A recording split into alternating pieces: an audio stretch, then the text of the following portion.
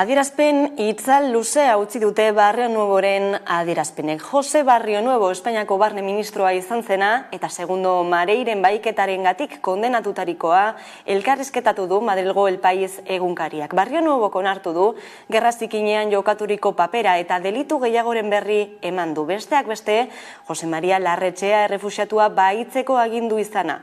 Ministroiaren hitzek erreakzio zaparra da eragin dute azken orduotan. Kaixo guztio eguerdion eta ongietorriak gurean gaur magazinera. Azaroak 7 ditu gaur, astelena da. Jose Barrio Nuevok gerra zikinaren gaineko xehetasun batzuk jakinarazi zituen atzokoan eta askoz gehiago jakinaraz zitzakeela ere eman zuen aditzera entzun. Y lo llegaron a coger, pero era un tipo tan grande que no cabía en el maletero del coche. Y como se resistió y tal, llegaron los gendarmes o la policía francesa y desbarataron el asunto. Entonces yo ese lo asumí y dije que lo había mandado yo y no hubo ninguna repercusión, ni la audiencia abrió. ¿Y eso era guerra sucia o no? Eso es. Y le sueltan al 9º día, lo ponen en el otro lado de la muga, como dicen ellos, y le dicen corre para adelante y da gracias a Dios si existe. Los etarras decían, ellos, que era una guerra. Era una guerra. Yo no puedo actuar contra los que están disparando desde mi trinchera, aunque hagan algún disparo equivocado. No puedo consentir que vuelvas a la cárcel. Lo vamos a arreglar. Y efectivamente, fui unos días a la cárcel. No sé si llegué a dormir un día, que Felipe González no se atrevió. ¿Tú lo propusiste? Sí. Amedo hizo muchas cosas mal, pero tenía de confidente a un miembro de la ejecutiva de Herri Batasuna. Entzun berri ditugu Jose Barrio Nuevoren hitz horiek El País egunkariari eskainitako elkarrizketan eskandalagarriak dira berezte ministroi espainiarrak esandakoak, baina dagoeneko inor gutxi harrituko zuen honezkero. Dena den inoiz ikertu eta epaitu gabeko kasu baten gaineko informazioa ere eman zuen, entzun dugunez. Eta aipatu bezala, Jose Barrio Nuevo Espainiako barne ministro izandakoaren adierazpenak El País egunkarian egindako elkarrizketan entzun berri, Ane Muguruza dugu, mataiaren beste aldean, berarekin aztertuko ditugu hitzok ere. Josu Muguruzaren alaba da bera, Galek aita hil zion, ongi etorriane? Bueno, eguardion. Egia esan lehenik eta behin, esan nahiko nuke guretzako ez dela ezer berria, deklarazio hauek berriro ere entzutea, ez da lehena, halako deklarazioak egiten azken aldian, badirudi, beraientzako foku bat ireki dela eta momentu honetan aukera dutela horrelakoak esateko, ez? Beraz, guretzako ez da ezer berria, aspalditik dakigun zerbait da, eta harritzen hau oraindik ez, gaur egun oraindik badaudela batzuk saldatu egiten direnak halako deklarazioak entzuten, eta guk hamarkadak daramatzagu esaten, nortzu ziren gure seniden heriotzen erantzuleak, eta harritu egiten hau ez, orain bapateko asaldura agertzea, eta beste kasu batzuetan isiltasuna ez, impunitate hori. Impunitatea aipatu duzu izan ere gogoraraziko dugu ez 3 hilabete eman zituela espetxean, baina indultua lastera etorri zera, Espainiako gobernuak berak indultatu zuela eta horrek jakinarazten du ez, edo jakinaren gainean zegoen zenolako impunitatea zuen momentuan bertan egindakoak egiteko, baina oraindik ere ez, zenolako inpaktua duen impunitate horrek ezandakoak hain lasai ezan da ez, zenolako ondorioak etorri daitezke, hori izango litzateke bestelako galdera ez, Ane? Bueno, arazoak ditute audioarekin, badakit indultuaren hitza aipatu duzula, egia esan, indultatutako pertsona da Barrio Nuevo bai. Argi ikusten dugu eta guk aspalditik esan dugu ez, justizia guztiz partziala izan dela Euskal Herriko gatazkaren testuinguruan, bai estatu terrorismoaren erantzuleak impunitate osoz babestu dituztelako, ez da justiziak ez duela inungo bide judizialik egin. Egin dutena izan da babestu, justifikatu beraien ardura eta gainera gure kasuan ez, biktima bezala gu humillatu. Ez dakit zergatik bapatean orain hasi diren halako deklarazioak egiten, izan daiteke, bai, preskribitutako zerbait izan daitekelako, baina harritzen hauena da, ez, zenolako errastasunarekin esaten diren halakoak eta ez egotea inungo bide judizialik edo aukerarik, ez, esaten dituzten gauza hauek ikertzeko. Egia da, badakigula justizia bera estatuaren makinariaren parte dela, beraz, ulertzen dugu estatu terrorismoa bera ikertzeko, egungo justizia honek ez duela egingo. Ez duela egingo orain arte egin izan duena estatu terrorismoa bera defendatzea izan delako, ez. Ikerketa etorri beharko lukeela, aipatu duzu, adierazpen horien ondotik ere, zer eskatuko zeniokete Espainiako gobernuari esaterako? Bueno, lehenik eta bain, nik Espainiako gobernuaren gandik gutxi espero dut, gaur egun jakin nahiko nuke non dagoen PSOE, halako deklarazioak entzun ostean, ze jarrera hartzen duen halako deklarazioen aurrean, orain arte, ez dut ikusi benetan ikertzeko, ze gauza da kondenatzea eta esatea esandakoa gaizki esanda daudela, baina guri horrek ez digu balio. Guri balio behar diguna da benetan aitortza eta reparazioaren bidean egia jakitea, ez? Eta horretarako PSOEk badu lana, Espainiako gobernuak badu lana, etxerako lanak dituzte oraindik egiteko. Jakin nahiko nuke halako deklarazio batzuk etako militante batek egingo balitu, denolako makinaria piztuko litzateken Espainiako justizian eta nola ikusiko genuken berehala ikerketa judiziala jarriko lituzketen martxan. Baina gure kasuan ez da horrela, ez daude maila berean. Hemen terrorismo desberdinak daudela esaten dute batzuek, hemen dakiguna da, biktima batzuk ez garela beste batzu, ez dituztela beste batzu bezala tratatzen, eta ahaztuak eta kasu gehienetan gainera gure senideen heriotza guztiz justifikatu eta alardea egiten dutela, ez, komunikabideetan. Bane Muguruza, mezu horrekin geldituko gara. Mila esker gaurkoan gurean izategatik. Zuei. Bain zuzen ez, horixe da auziaren gakoa, Barrio Nuevok eta Gerra Zikinaren gainerako arduradunek impunitatearen babesa zutela zekitela, badakitela, eta kontzientzia horrekin ekin ziotela estatu terrorismoari, defenditzen omen zuten beren legedia bera urratuta. Galdera nagusia berriro ere, zer egingo du honen aurrean Espainiar gobernuak, errealitate honen aurrean, aipatu dugu reakzio soka luzea, ekarri duela Barrio Nuevoren hitzek, Bingen Zupiria Eusko Jaurlaritzako bozeramaileak ere, auzia hitz egin du gaur, Radio Euskadiko Boulevard saioan. Barrio Nuevok esan dituen gauzak eta Barrio Nuevok esandakoak erabiltzeko erabili duen tonoa oso mingarria dela biktimentzat.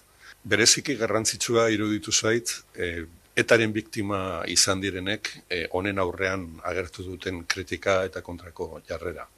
Baita ere, Rafael Romero diputatu Gipuzkoar sozialistak egin dituen adierazpenak. Barrio Nuevo ministro izan zen bitartean, berak horrela esaten du, jakitun zela gertatzen ari zenaz, adierazten du baita ere, modu batera edo bestera, gobernu Espainiarrak erabaki zuela indarkeria honi aurre egitea Frantziako gobernuak estutu zuenean. Eta beraz, alde horretatik oraindik onartezeinagoa da. Bauze duda gabe eguneko arreta gai nagusia eta egunean zehar ere bestelako erreakzioak jasotzen joango gara. Baina gaiz aldatu behar dugu izan ere migrazioa ere izan behar dugu gaurkoan izpide. Melillako tragediak ekaitza eragindu berriro, Barne Ministerioaren aurka, BBC-ren dokumental baten ondoren. 4 hilabeteko ezezkoaren ostean, Fernando Grande Marlaskak onartu egin du irudiak erakustea diputatu talde bati, gaur bertan Kongresuko Barne Batzordeko diputatu talde bat izango da, gaurkoan Melillako mugan gertatutakoari buruz oraindik argitu gabe dauden galdera askori erantzuteko funtsezkoak izan daitezken irudiak ikusten lehenak. Eta bien bitartean, Parisek beste 6 hilabetez luzatuko du mugaren itxiera. 2023ko apileraren amaierara arte zuzen. Euskal Erakundeek bidalitako adierazpen mezu eta kexa ugariek ez dute egoera aldatzerik lortu. Azken aldian ere, izan dira gizarte mugimenduak auspututako protestak eta ekintzak bai Euskal Herrian zein Katalunian ere. Maite Ubiria kazetariak landu du gaia naizen. Eguerdio, Maite. Ez dakite berantzuten gaituen, Maite ez dakite guk ez dugu entzuten. Bai, arazoak ditugu Maite entzuteko. Saiatuko gara berriro ere... Ez dugu entzuten ez. Saiatuko gara berriro ere Maiterekin gero berarekin berreskuratzen, konexio horien zuzen ere Irungo mugan gertatzen ari denaz eta gizarte mugimenduaren protestak zenolako dimentsio hartzen ari diren kontatzeko. Baina aurrera jarraituko dugu, eta hain zuzen ere migrazioarekin lotutako beste lerroburu bat ere, izan ere legez kanpoko lehorreratze selektiboak egiten hasi du da Italia. Italiako kostaldean laguntzi humanitario lehorreratzeko daude, lehorreratu ezinik, hain zuzen, erresketatutako migratzaileekin Italiako gobernuak porturatzeko sarbidea ukatu dielako. Bakarrik migratzaile zaurgarrienak eta arriskuan daudenak bakarrik lehorreratzen uzten du Italiak. Eta egoera honetan, Aita Mari erreskate ontziak ere Mediterraneora irtetea atzeratu du, behin-behinean bada ere, Italiaren blokeoa dela eta Mediterraneoko jarduera oraingoz bertan bera usteko eskatu dio, hain zuzen, itsasagintaritzak eskuin muturreko gobernu berriak har ditzakeen neurrien inguruan dagoen ziurgabetasuna dela eta. Orain jarraituko dugu aurrera eta aipatu bezala Maite Ubiria kazetariarekin bat egingo dugu zuzenean. Eguerdion, Maite? Eguerdion. Aipatu dugu, ez da Parisek beste 6 hilabetez onartu duela mugaren itxiera hori luzatzea, apirilera arte izango dela ustezko muga horretan berriro ere indarrean. Eta aipatu dugu baita ere, ez da, azken aldian migrazio eskubidea aldarrikatzeko, baina baita ere lurraldetasunaren gaiari helduta, ez hainbat protesta izan direla, zein irakurketa egiten duzu lehenik eta behin Parisek hartutako erabakiaz? Parisek harturiko erabakia ezin dugu sorpresarekin hartu, kontutan izanik 6 hilabetero berriz ere bai plantan ematen duena mugaren itxieren ingurua, aldebakartasunetik hartuiko erabakia. Bai azpimarratu inber da, Estatu frantsesa dela Europar Batasunaren fundatzailea, eta berez legeak integratu dituzkela. Baina, zeia betetzen duen bezala, arrazoi ezberdinak mahai gainean emanez, berritzen du Schengen tratatuaren inguruko aplikazioari buruz harturiko erabakia. Horrek askotan aipatu dugun bezala, trabantillak sortzen ditu, mugaz gaindiko eremun horren baitan bizi diren biztanleei begira, baina nik esango nuke erabaki horrek oraindik ere bai eragin gordinagoak, latzagoak baditu Irunen metatzen diren migrante horiengan. Pertsona horiek milaka eta milaka kilometroko ibilbidea egin ondoren geratzen direlako nolabait trabatuta Irunen, ez aurrera ez atzera eginez eta zailtasunekin bestaldera joateko. Horrek nik uste dute neke bat eta kexa bat eta zer nabarmen bat eragin du bai Irungo Hendaia izan denean, eta nik uste horren iruditu izazala iragan azaroen lehenean egin zen ekintza zuzena edo egin zen desobedientzia ekintza denbora labur batez bada ere nolabait arresiak edo esiak kentzeko aurratxean. Bai, bertan irudietan ikusten dugu azken ekintza ura, baina aurretik ere izan dira, ez da, adibidez mugimenduak egindakoa, eta Katalunian ere izan dira antzekoak, FEM Katalunian hortaldeak antolatutako ekintzarekin. Adierazpen instituzionalak ere izan dira, ez, mugaren inguruan, mugak bazabaltzea eskatzeko, baina ez da ezer lortu momentuz. Zure ustez, zein arrazoi egon daiteke muga hori ezartzeko? Alde batetik, dagoeneko, nik esango nuke, pandemiak aitzake perfektua eskaini diula Emmanuel Macroni, zeren Emmanuel Macronek berak nahizta oso europeistatzat hartu bere burua, bere lehenengo agintaldea dagoeneko mai gainean jarritzun, ez zegoela ados Schengen tratatuarekin eta nahi zola horrek gainean berriketa bat egin.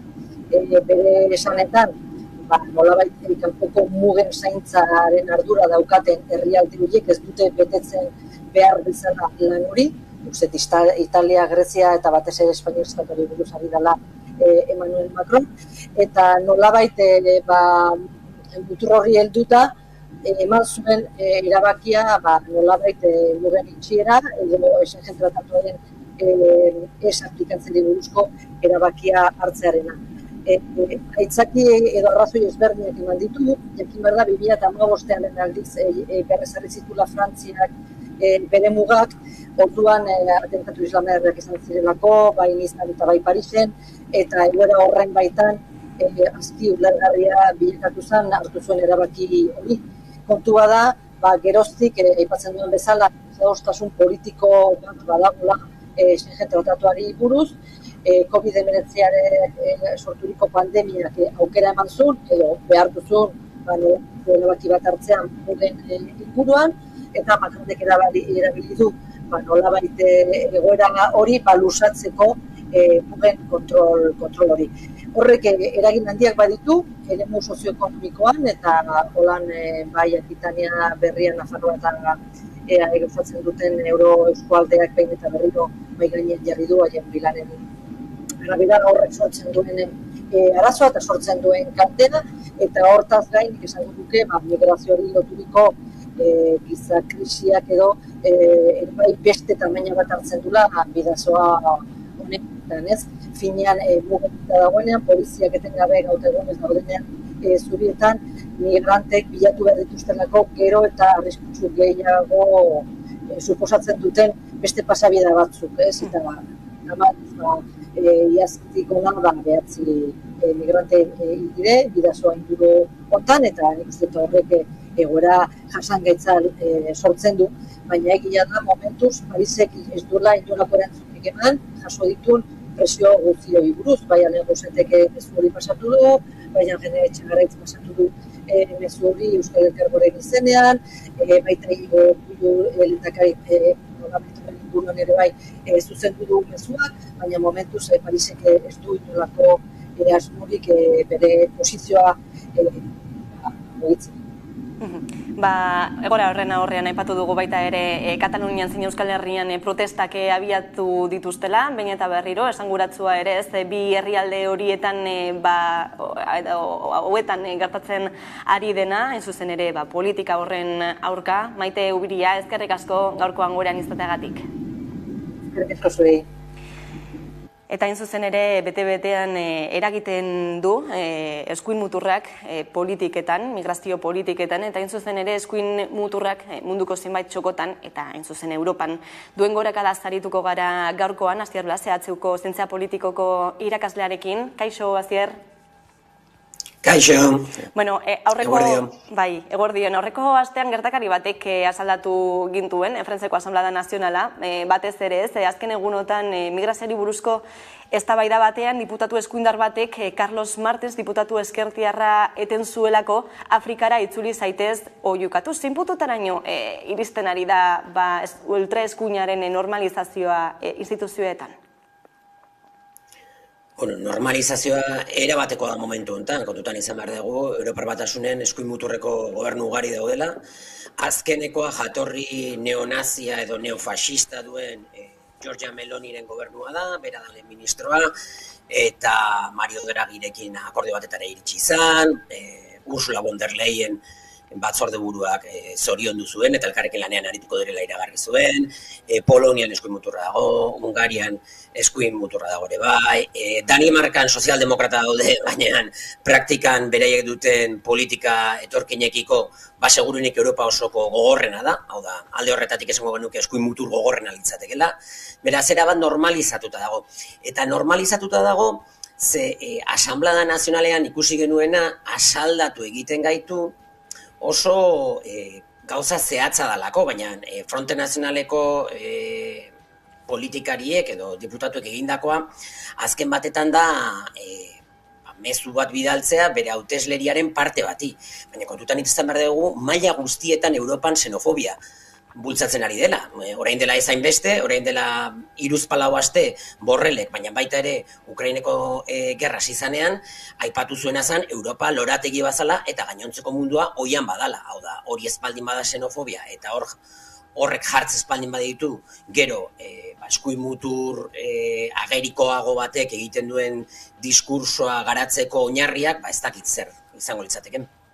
Beste adibide garbi bat eta berriena, ez? Giorgia Meloniren gobernu hori Italian, aipatu duguna gainera, migrazioarekin lotuta badagoeneko ondorioak izaten ari direna, hainbat erreskate ontzi daudelako lehorreratze zain, bertan, eta momentuz, Giorgia Meloniren politikek bakarrik lehorreratzen usten dituzte zaurgarrienak, besteak lehorreratze zain gelditu dira, milaka daude momentuz, piratatzat hartu ditu ontziak ere.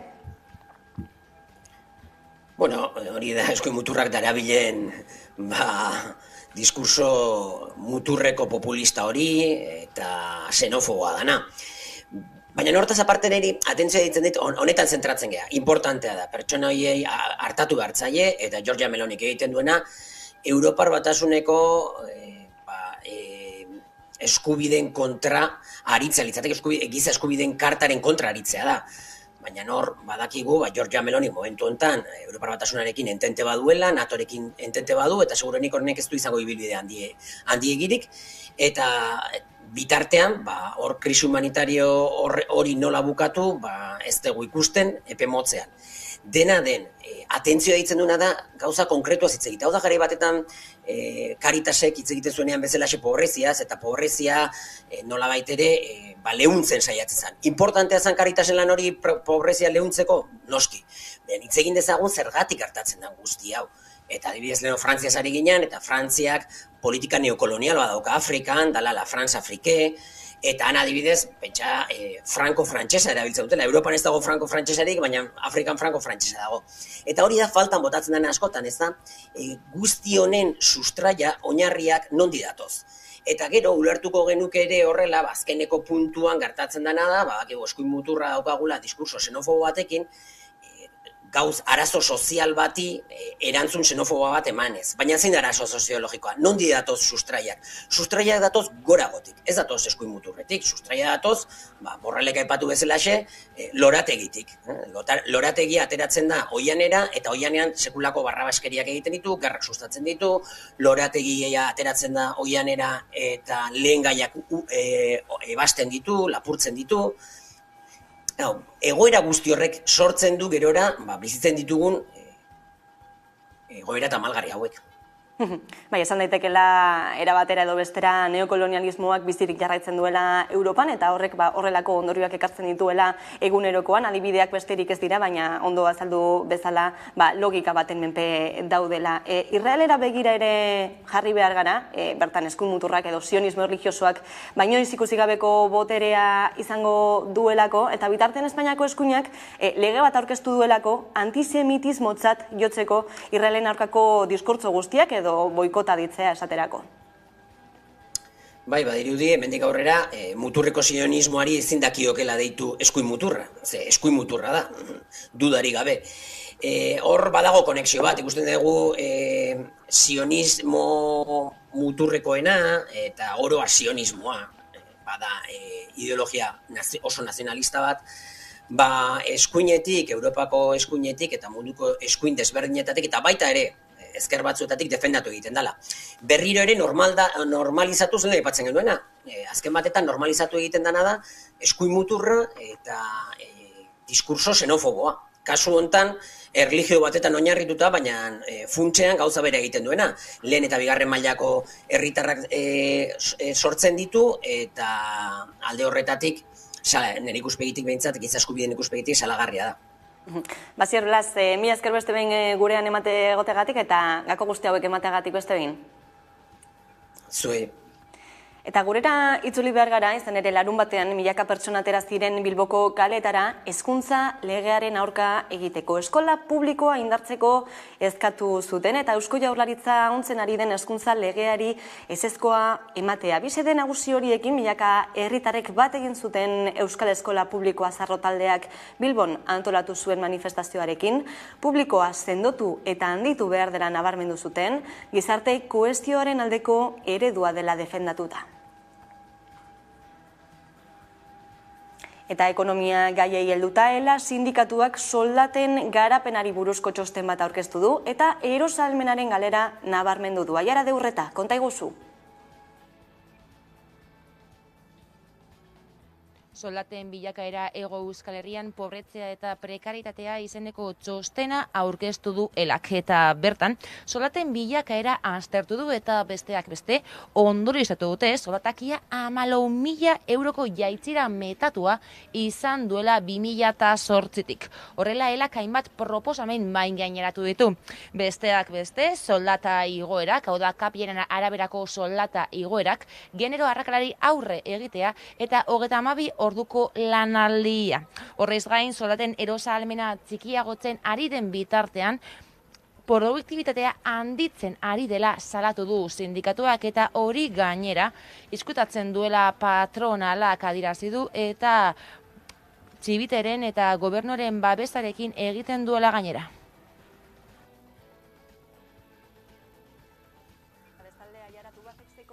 Baten aurkako epaiketa hasi da gaurkoan Gasteizen. Fiskaltzak 15 hilabeteko espetxe zigorra eskatu du berarentzat eta LAB sindikatuak salatu du muntai poliziala badela.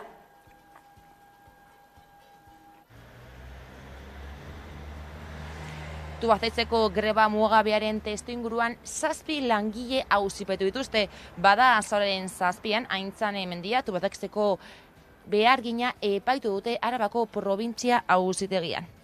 Agintarintzaren kontrako delitua leporatzen diote eta horregatik 15 hilabeteko zigor eskaerari aurre egin beharko dio Mendiak. Auzipetuari babesa emoteko elkarretaratzea deitu du salutako langile plataformak auzitegiaren atarian.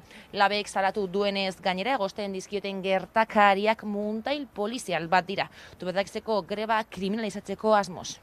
Alde batetik, kontzentrazio honekin salatu nahi dugu beraren aurkako muntai poliziala, dakizuenez, fiskalak 15 hilabetetako espetxe zigorra eskatzen du beraren aurka Tubacexeko lan gatazkan parte hartzagatik.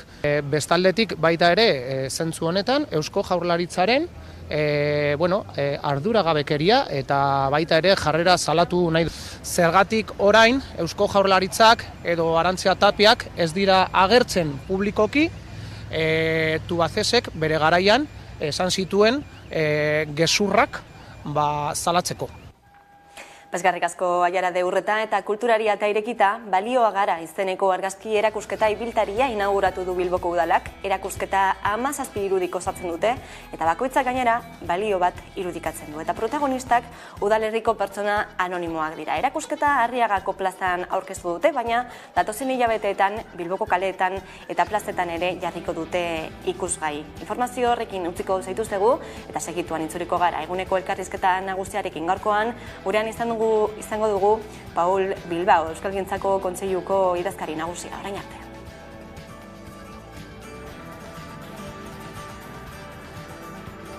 Balioak gara izeneko argazki erakusketa inauguratu da Bilboko Arriaga plazan. 17 irudiz osatutako erakusketa ez da bertan zoilik ikusgarri egongo. Datozen hilabeteetan Bilboko plazetan eta kaleetan kokatuta egongo baita. Balioa gara. Argazki erakusketa honetan gaude, gaur inauguratzen dugu erakusketa hau eta abenduaren 28 arte egongo da Bilboko kaleetan. Izango da erakusketa ibiltaria eta aire zabalekoa baita ere.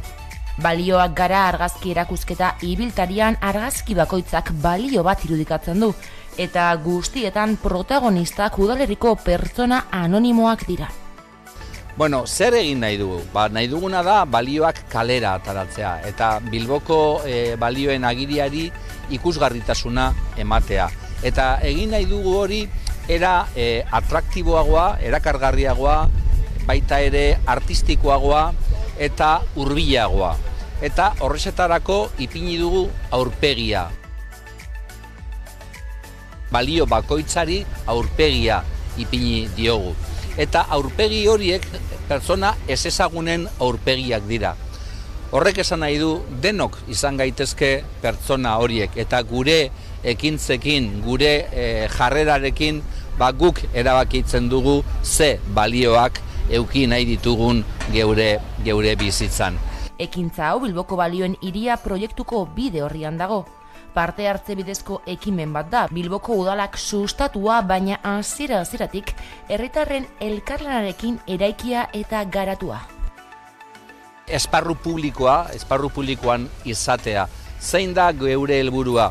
Alba dugu denbora apur bat eduki argazki baten aurrean gelditzeko, hausnarketa txiki bat eitzeko eta azkenean erabakitzeko zeintzuk izan zein baloreak eduki nahi ditugun geure bizitzan. Ziur gaude Bilboko udaletzean, konbentzituta gaude, geure gizartea balioetan oinarritzen bada, geure balioak, geure sustraiak badira, gizarte hobea izango gara, gizarte inklusiboagoa izango garela.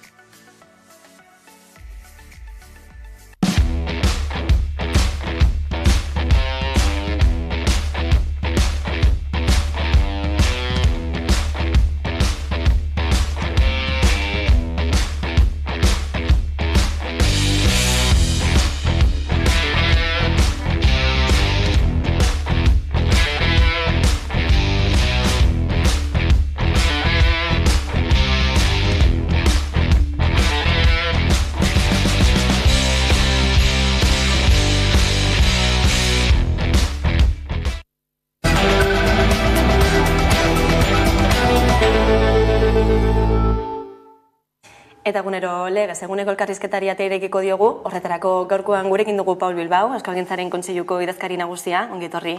Eskerrik asko. Lehenik eta behin hezkuntza legeari buruz galdetuko dizugu, izan ere asteburuan izan da Bilbon manifestazio handi bat eskola publikoaren alde, eta hainbatetan Euskalgintzaren Kontseilutik ere baipatu duzuelako, ez da batez ere hizkuntzaren aldetik badaudela zirrikitu batzuk, zehaztasun falta ere egotzi diozue zirriborroari, zein izan beharko luke eredua? Guk esaten nahi gara, hezkuntza sistema badagala erantzunkizu bat. Zein da erantzukizuna? Erantzukizuna da ikasle guztiei edozein jatorri dutela, edozein baldintza soziolinguistikoetan bizi direla eta bar, ikasle guztiek derrigorrezko hezkuntza amaitzen dutenean lortu behar dutela B2 gaitasuna euskara. Egia da, Jaurlaritzak aurkeztu duen lege zirriborroan hori jasotzen dela, baina ez du zehazten zein izan behar duen bideak. Eta gure ustez hor dago benetako gakoa. Horrexegatik, azkeneko hamarkadetan gure ikastetxeetatik haur euskaldun eleaniztunak atera dira, hori evidentzia da, eta ikusi da zein den arrakastan dien duen eredua. Eta hori da, euskara ikas eta irakas hizkuntza duen eredua. Horrexegatik guk eskatzen dugu ikasteredu hori izan dadila eredu bakarra, eta gero ikastetxe bakoitzak erreparatuko dio bere errealitate soziolinguistikoari. Badira gurean errealitate soziolinguistiko makurrak dituzten inguruneak. Hor segurazki, alegia hizkuntza proiektuaren bidez, errefortzua jarri beharko dira, oskotasuna, eta bar, alegia argi dago, euskalduntze prozesua ez dela eberdina askoitin edo zestaun. Baina oinarria bai, oinarriak izan behar du, euskara ardatz, alegia euskara ikaste irakas hizkuntza duen eredua. Dena den, hezkuntza zaratago doa, hizkuntza politika eta hain zuzen ere hildo horretatik larun batean batuz aldatuko sinatzaileen batzarra egin zenuten Donostian. Nondik dator ekimen hau? Ekimen hau pandemia bete-betean hasi genuen, baldintza makurretan. Euskaraldiak erakutsi du posible dela adostasun soziopolitikoak lortzea hizkuntza normalizazioaren alde sozialean. Gure hausnarketa izan zen, eta alde politikoan, posible litzateke adostasunak eraikitzea, hortik etorri zen, iaz ekainan kursalen aurkeztu genuen dokumentua, batu zaldatu. Eta zen dokumentu horren balioa, edukia, helburu berritua jartzen dizkiogulago hizkuntzaren normazio prozesuari, hizkuntza politiken norabidea markatzen dugulako, baina ere garrantzitsuagoa. Nor dago horren guztiaren atzean? Horren guztiaren atzean dago ez euskalgintza. Euskalgintza bai, noski, baina askotariko eragilea, mundu sindikalekoak, kooperatibokoak, gazteak, LGTBI mugimendua, abokatuak, ekonomilariak, farmazilariak, erizainak, ikerketa guneak, alegia lortu dugu, euskalgintza zaratago, eragile anitzekin adostasuna edukietan, hau ez delako argazki bat, eduki zehatzetan oinarritutako argazkia. Barkatu, oinarritutako programera. Bai, edukiak aipatu dituzu izan ere lehentasunak ere finkatu zenituzten, hizkuntza politiketan, zenolako lehentasunak dira? Bi nagusi, bat, ezagutza unibertsalizazioa. Lortu behar dugu, herritar guztiek euskara ezagutu dezaten. Badakigun lehenengo urratsa izango dela ulermenaren unibertsalizazioa. Baina lortu behar dugu, alegia, benetan euskara berreskuratuko bada, herritar guztiek izan behar dute euskara ezagutza. Hortaz, hizkuntza politikek horko norantzartu behar dute, eta hor kokatzen da, lehen aipatu dugun hezkuntzarena. Alegia, gu nahi badugu, belaunaldi berri euskalduanak izan daitezen, hezkuntzak bere ekarpena egin behar du. Eta beste eremua da, erabilera erosorako espazioak behar direla. Alegia, euskaldunak ez duela bere burua bigarren mailatzotarik ikusi behar, euskara erabili nahi badu edozein espaziotan. Eta horrexegatik egon behar dugu denbora guztian orekak. Hiztunak sortu, baina espazioa sortu.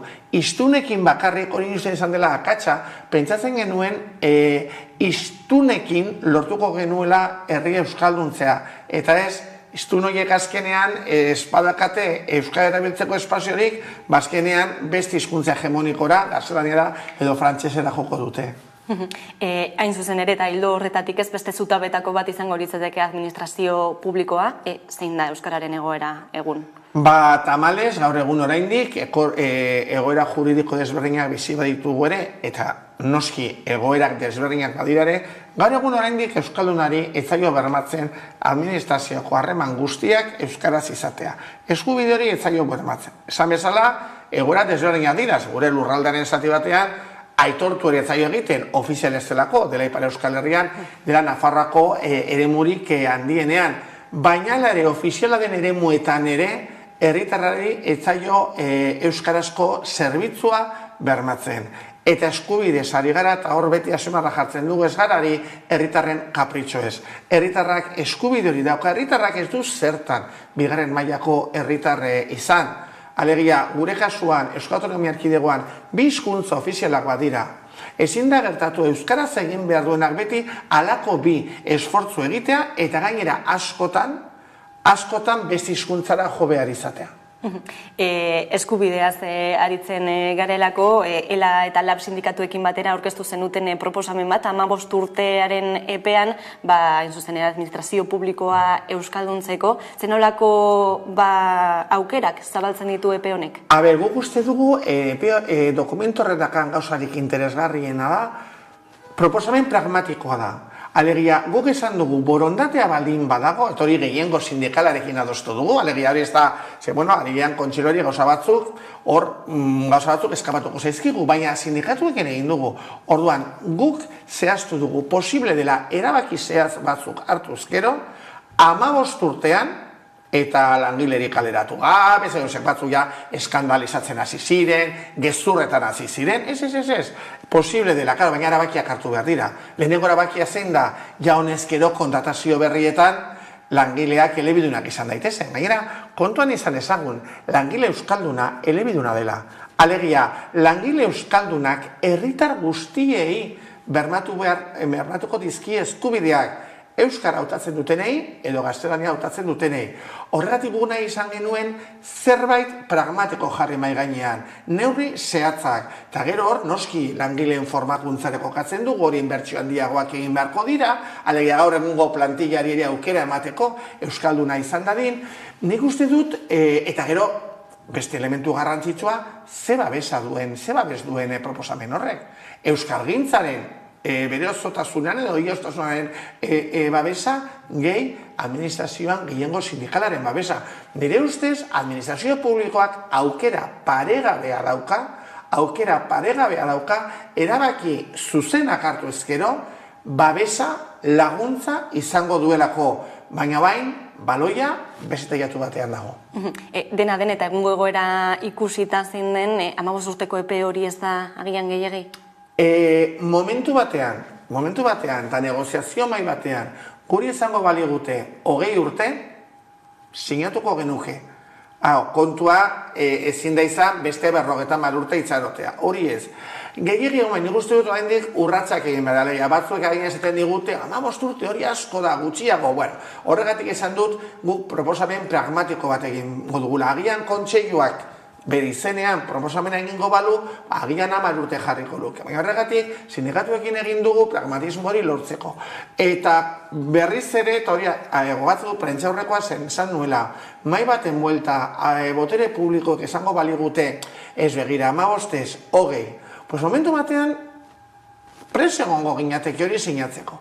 Baina afera da, epea jartzea. Ezin duguna da, hain berriz ere, administrazioan dekretu berri bat onartu, dekretu hori, aurrekoa 97koa da, alegia 25 urterako dekretu bat abian jarri, eta dekretu horren azken helburua ez izatea administrazio osoaren euskalduntzea. Hori, iruditzen zaigu, ezin dugula permititu. Egun dena den eta Hego Euskal Herrian administrazio publikoan balan egiteko zenbait lanpostuetan batez ere, maila jakin bat, euskara maila jakin bat eskatzen da, edo maila ezan beharrean, agian titulua ezan beharko genuke, horixe izan daiteke gakoetako bat? Bai, guk hor ere, gure proposamena hori badago jasota, langile gai horrek edo funtzionario gai horrek, zer esotan normalean dira plazak lortzeko, bere gaitasunak, alegia hizkuntza gaitasunak erakutsi behar ditu.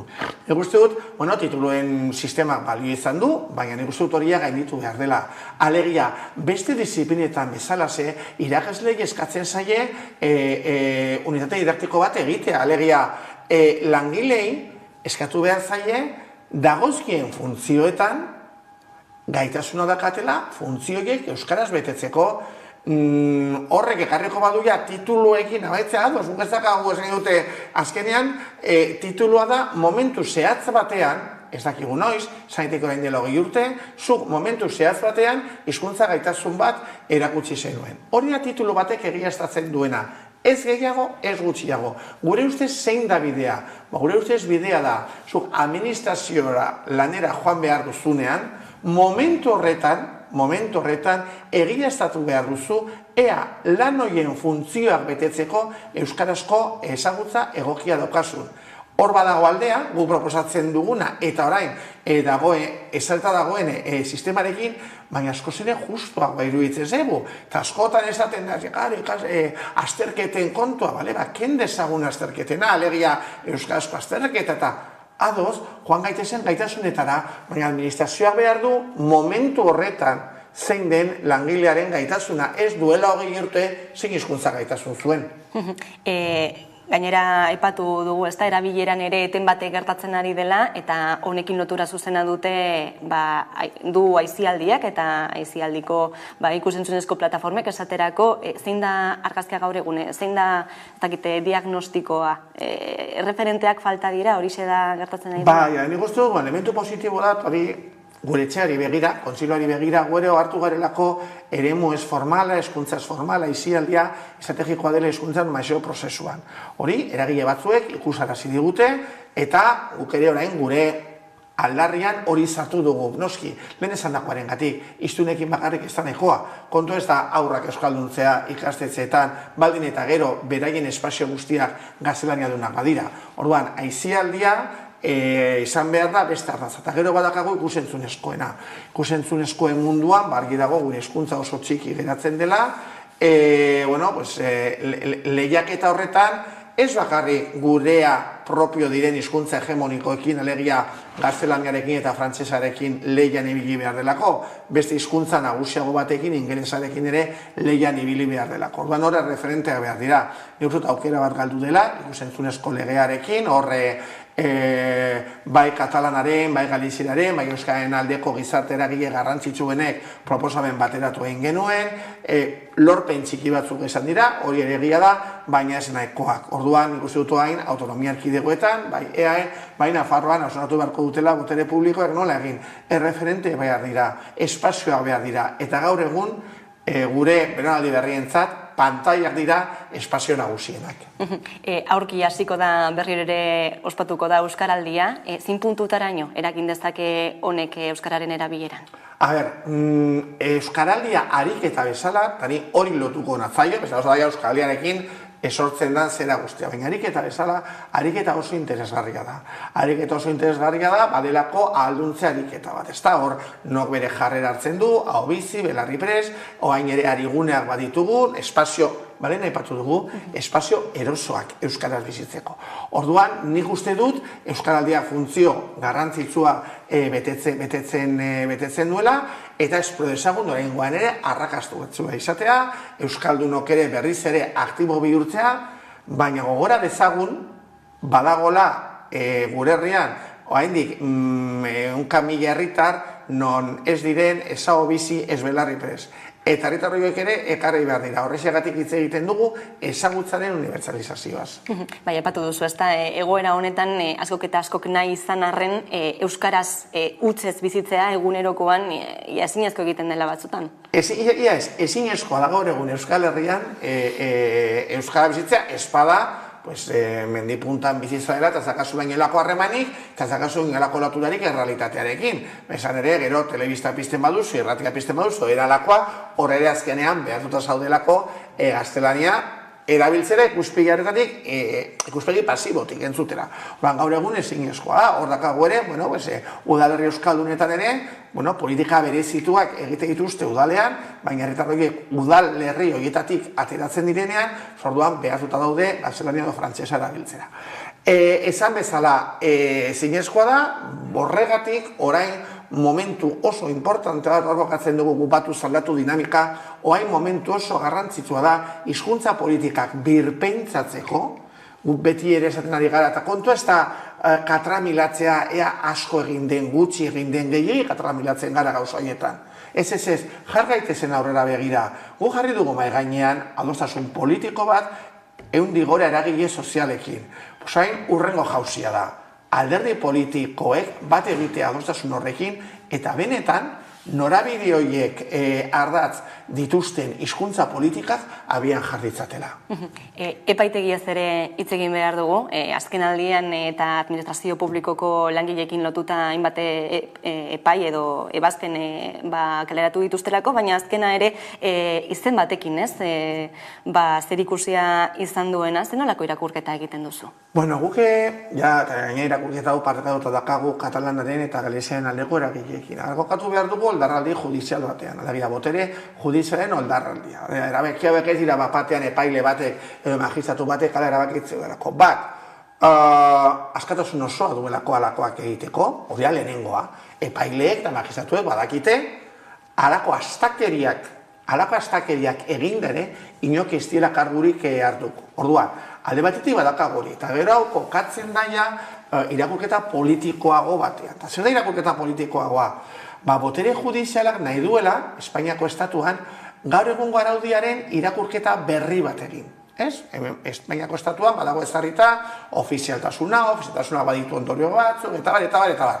Bere zer egin nahi dute? Bere egin nahi dute jurisprudentziaren bidez, epaiaren bidez, irakurketa hori guztia aldatu. Baina beti ere, hizkuntza gutxituetako herritarren eskubideen kontra. Alegia, oso gauza gogorrak ari dira gertatzen. Epaile bat erabakitzen ari da Katalunian ea gaztelaniak ze portzentaje hartu behar duen. Pedagogoak bailira. Gurean epaile batek esaten zuen ea Irunen zein udaltzainek jakin behar duen euskera ala ez. Beste epaile batek esaten zuen herritar bat salbuetsi behar zela euskara jakitetik euskera zaila delako. Eta baina azkena. Bada munduan oinarrizko eskubide bat. Eta oinarrizko eskubidea da antroponimorako eskubidea, alegia zure izena hautatzeko eskubidea. Alegia, honek apurtzen ditu oinarrizko eskubideen printzipio guztiak. Eta gure kasuan, epaile batek erabakitzen du, pertsona batek ze izan behar duen. Lerroburu hori oso larria da, baina esan bezala, gu ez gaitu harritzen, hau kokatzen delako, botere judizialari eman zaion askatasun horrekin, alako erabakiak hartzeko. Gurean euskarafobiaz hitz egitea termino hori erabiliko zen? Euskarafobia da, kontua da, modu orokorrago batean dela berezko hizkuntza fobia. Azkenean, botere judiziala da, estatu mailan dagoen botere bat, eta ohartu gara ez dela bakarrik gertatzen euskararekin, gertatzen da Galiziarekin hainbat udal ordenantza bertan bera utzi dituztenean, Kataluniakoa ikaragarri izaten ari da, alegia epaile batek erabakitzea kurrikulum bateko zein eguneko ezin behar den hizkuntza batean. Benetan, hau nonbait idatzi beharko da, eta nonbait azaldu beharko da noraino iritsi zen 2010-tik 2022 Espainiako botere judiziala ezer eta herritarren eskubideak urratzeko. Aipatu bezala, auzitegietan egiten ari dela hizkuntza politika, baina eta berriro, egoera honen aurrean zenolako tresnak ditugu? Bueno, guk esan genuen, esan zanean azkiena, Gasteizkoa, beharrezkoa dela batasunetik erantzutea. Alegia, askotan egiten da, herri harresia, iruditzen zegoenekin egin behar dela, guk konpromiso hartu genuen, sindikatuekin, oain neko genuke, oain patxada, zapu bat aztertu zein izan etekeen bidea, badatu zelako, Alegia, epai berriak badatoz, konstiente izan gaitezen, eaen udalegeari dagokionez pare bat artikulu auzitegi konstituzionalean daudela. Eta beste artikulu batzuk lege horren garapen dekretuarena eaeko auzitegian daudela. Alegia, etorriko dira. Konto da, presta gaitezen horri aurre egiteko. Iruditzen zaigu gure herrian badagoela adostasun sozial eta politiko nahikoa eta esanguratsua horri modu bateratuan erantzuteko. Guk bere momentuan zan genuen, alderdia hilarazi genien, egia da, zoain, zaiatuko gara horren inguruan proposamen bat egiten. Egia da horrek ere ez du laguntzen, eta badakitago esatea deseroso sorta daitekela, askotan epaileek erabakiak hartzen dituztela, batzuek elegitea jartzen dituztelako. Eta badakit, gai hau deserosa izan daitekela, baina hori zoritzarrez horrela da. Motu propio ez du egiten, Beti izaten da norbaitek, dela alderdi bat, dela sindikatu bat, dela norbaitek elegitea da jarri dela. Orduan, karo, gainera, errazten bazaie, badakigu zein den emaitza. Paul Bilbao, Euskalgintzaren Kontseiluko idazkari nagusia, mila esker gaurkoan Hamaika Telebistara gerturatzeagatik. Zuei eta plazera izan da. Hurrengora arte. Eta tarte baten ostean itzuliko gara egunero lege solasaldiari ekiteko gaurkoan gurean izango ditugu Esti Linares eta Carlos Renedo, orain arte.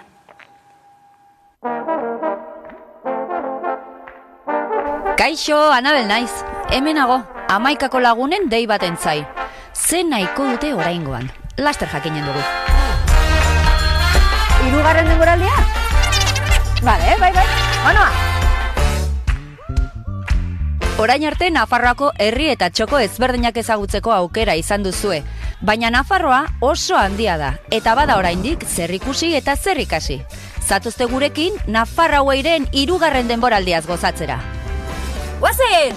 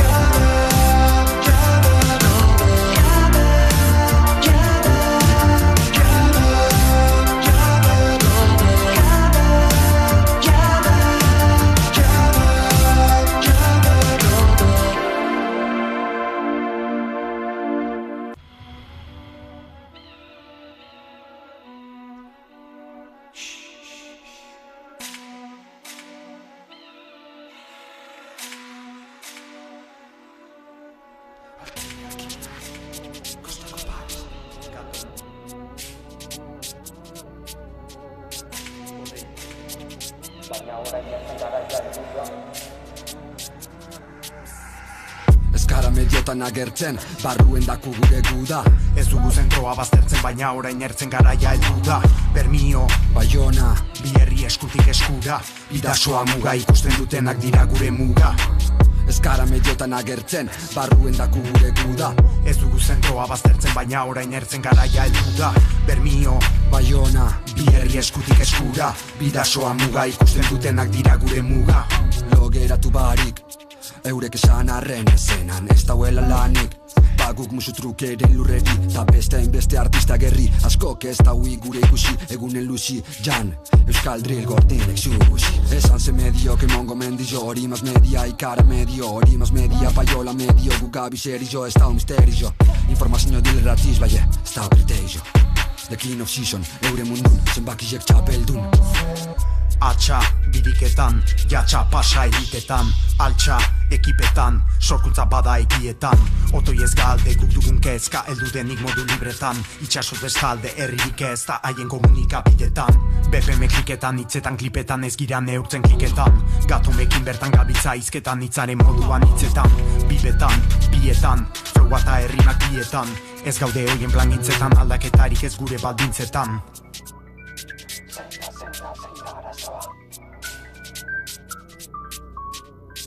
Amildegin bat ikusten dut egun korrea itxasoa. Itxasot bestalde, zer denez galde, ez ditut ikusten bitalde. Berbaitzen da, besarri de balde, egia orokorraren jabe. Gaur bi, Euskal Drill, uste baino gehiago da bil, isil, erein eta bil. Laneko gogoa ez da hil. Kilometrutan neurtu ezin dizenak diza berri txikizek. Zeutan neutan gaur pito dei ditzen begizek. Kontaguzun historize, bai ez dako zetan ezan egize. Begize falta ezkero entzun, zentzune galdu ezkero agur. Ez da falta izan eztenik, aldiz ez da egon etenik. Ez dut erranen honeztenik, baina ez dugu sekatzen honespenik. Talentuei izan beraien gisa musika produktu bailitzan. Ta horrek bultza berbadu sorkuntza, zinez aliteke librea izan. Barruen daku gure guda, baina orain ertzen garaia heldu da. Bermio, Baiona, bi herri eskutik eskura. Bidasoa muga ikusten dutenak dira gure muga. Ez gara mediotan agertzen, barruen daku gure guda. Ez dugu zentroa baztertzen, baina orain ertzen garaia heldu da. Bermio, Baiona, bi herri eskutik eskura. Bidasoa muga ikusten dutenak dira gure muga. Ez gara mediotan agertzen, barruen daku gure guda. Ez dugu zentroa baztertzen, baina orain ertzen garaia heldu da. Bermio, Baiona, bi herri eskutik eskura. Bidasoa muga ikusten dutenak dira gure muga.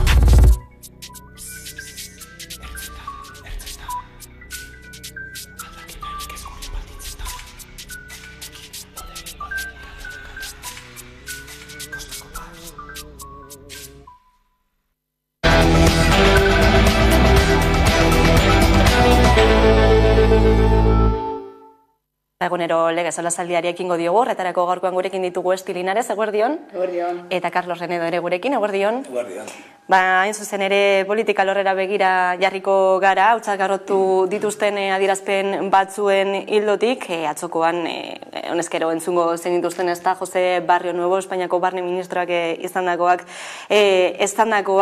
aitortutakoak, El País egunkarian egindako elkarrizketa batean, gerra zikina egin zuela, aitortzen, esaterako Jose Mari Larretxea refuxiatua baitzea agindu zuela, hori ere onartu zuen, entzungo dugu. Y lo llegaron a coger, pero era un tipo tan grande que no cabía en el maletero del coche. Y como se resistió y tal, llegaron los gendarmes o la policía francesa y desbarataron el asunto. Entonces yo ese lo asumí y dije que lo había mandado yo y no hubo ninguna repercusión, ni la audiencia habló. ¿Y eso era guerra sucia o no? Eso es. Y le sueltan al 9º día, lo ponen en el otro lado de la muga, como dicen ellos, y le dicen corre para adelante y da gracias a Dios si existe. Los etarras decían, ellos, que era una guerra. Era una guerra. Yo no puedo actuar contra los que están disparando desde mi trinchera, aunque hagan algún disparo equivocado. Hortxe, Barrio Nuevoren adierazpenak, gordinak, lasai-lasai, ia herrifarre batekin ahoan ere ikusi dugu, zer iruditzen zaizu, Iazti? Askotan ez da hitz egin dugu nola eraiki historia, ez da, eta nola ipini, nola egin dolua eta nola egin memoriaren pizka bat errepasoa eta baita ere erreparazioa, ez da. Eta erreparazio horretan, zenbat historio falta zaizkigun eta benetan ipintzea eta kokatzea segertatu egin dan. Horrelako adierazpenak entzutea eta ineko geroz gertatzean, eta badirudi, ez da, bertako presoek, dira, edo hirugarrenekoak edo laugarrenekoak, eta imagina ezazu, bestelako horrelako adierazpenak entzutea, ez da, beste preso batekin, ez da, edo beste egoera batekin, gauzak asko aldatu egin lirateke, ez da, eta komentatu egin dutzu moduan, gainera irribarre bat modun, ez da, gainera hor, eta gainera, ostras, ipintzen ari, esaten ari zara, gauza batzuk ez dozula ondo egin eta dekoasun, erresponsabilitate alde batetik zibila, publikoa eta judiziala, eta azken finean dekozu, bai polizia zara, baina azken finean dekozu erantzukinzun bat herria mailarekin eta baita ere sistema judizialarekin eta sistemekin. Eta esatea, zuk hainbat gauza erabaki egin dotzula eta hor bertan geratzea, ostras, oso representatiboa da, nola dakagun oraindik ere sistema eta nola dagoen, baita ere gure gizarte maila eta ez aldarrikatzea bestelako erantzukizunako pertsona honentzako, ez da? Eta berak gainera badakizen eta bestela ez luke barre egingo, ez luke horrela kontatuko. Berak badaki, kontatzen ari dauena, inongo errepresiba edo inongo, ez da, erantzun bat izango balu, ez luke horrela hitz egingo eta ez luke esango, ez da esango. Baina bera badaki, esan aldezakela, eta ez duela erantzunik jasoko, eta hor dago, uste dut, batez ere honen, ez da bakarrik entzutea zer egin duten, eta uste dut horrek eragiten dauena da, ostras, gauzak bain gainean ipintzea, eta hainbat gauzak zalatu egin direnak, esatea eta izena ipintzea, eta hori uste dut garrantzitsua dela, eta erreparazioako ona dela, baina, klaro, da nola kontatzen dugun. Eta kontatzen maldin badugu gainera, ez da posizio burleska batetatik, uste dute, zenbat gauza begiratu egin behar ditugun, eta baita ez ere sistemari begira, ez da, zer dakagun, eta oraindik ere zenbat gauza, ez da, ez ditugula ondo erreparatu, ondo hitz egin eta izen ipini. Impunitatearen erakusgarri argia, ez? Atzoko elkarrizketa hori askoke honen ondotik Espainiako gobernuari eta PSOEri adierazpenak eskatu dizkiote, baina zakindik etorriko diren. Nik uste dut alde batetik ez direla etorriko. Barrio Nuevo zen pasaren astean PSOEren ekin batean, eta PSOE berak gonbidatu zuen. Gaina nik uste dut PSOEren barruan onartu behar dugula, askok eta askok pentsatzen dutela hori ondo zegoela eginda. PPen eta Voxen barruan zalantza barik. Nik uste dut dagoela lehenengo elementua, esan dola PSOEk, igual ez du hola nahi tortuko, baina guk dakigunez moduan, ez da berria, aieleke basekiten, presen egon diren militanteak hemen ardura politikoekin, basekiten hori gertatzen ari zena, ez da ezer berria, eta esango duke, ez dutela adierazpenik egingo onartzen, hori ez egoela ondo, ze pentsatzen dute, beharrezkoa izan dela. Nik baina eskertuko nuke, behingoz elkarrizketa edo fasikulo hau baino, liburu osoa ateratzea, ez da bakarrik Barrio Nuevo. Barrio Nuevo, Pérez Rubalcaba, Marlaska, eta komentatzea ez, nola estatutik, bai hilketak egon diren, bahiketak, heroina sartu da eta gazte asko hil dira horren ondorioz, eta hori plan bat izan da, eta tortura erabilidare bai, tresna politiko gisa. Eta bintzat ja, ez da egongo justizia eta reparazioa, esan dugun moduan impunitate osoarekin kontatzen dute, baina bintzat aitortza egotea. Hau gertatu da eta hau da bia puntua. Baina, momentuz guztiok genekien zeo zer, berriro jartzen begenean eta estik izan duen moduan, beldurgarria da duen impunitatea, eta niretzako ere beldurgarria da PSOEren sektorean nola onartzen den hau normaltasun osoarekin. Eske hartu, berak aipatzen dugu, ez da, hau guda bat zen. Eta, klaro, nola iratzi egin dugun historia, hor dago gakoa, ez da? Egia da, Etak ez da, izan duen historia ilunak eta ilun asko izan ditu, ez da?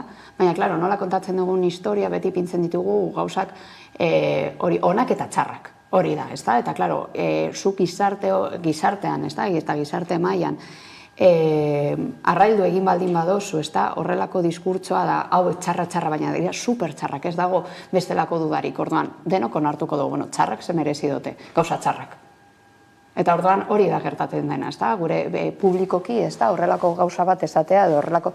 Baina, klaro, dagoen atzean da, alde batetik zuk zemotatako erantzukizun publiko dekosun eta zibila. Zuk ezin dozu horrelako erabakirik hartu. Alde batetik, hori da, lehenengo linea bat, ez da? Lehenengo limite bat. Gero beste limite bat, eskubide, oinarrizko eskubideak urratu egin dituzula, eta gainera esaten ari zara, hori, modu publiko batean. Eta gero dago, beste aldetik, ez da, orain sistema publikoak zemotatako erantzukizuna ematen dauen horrelako, ez da, adierazpen aurrean.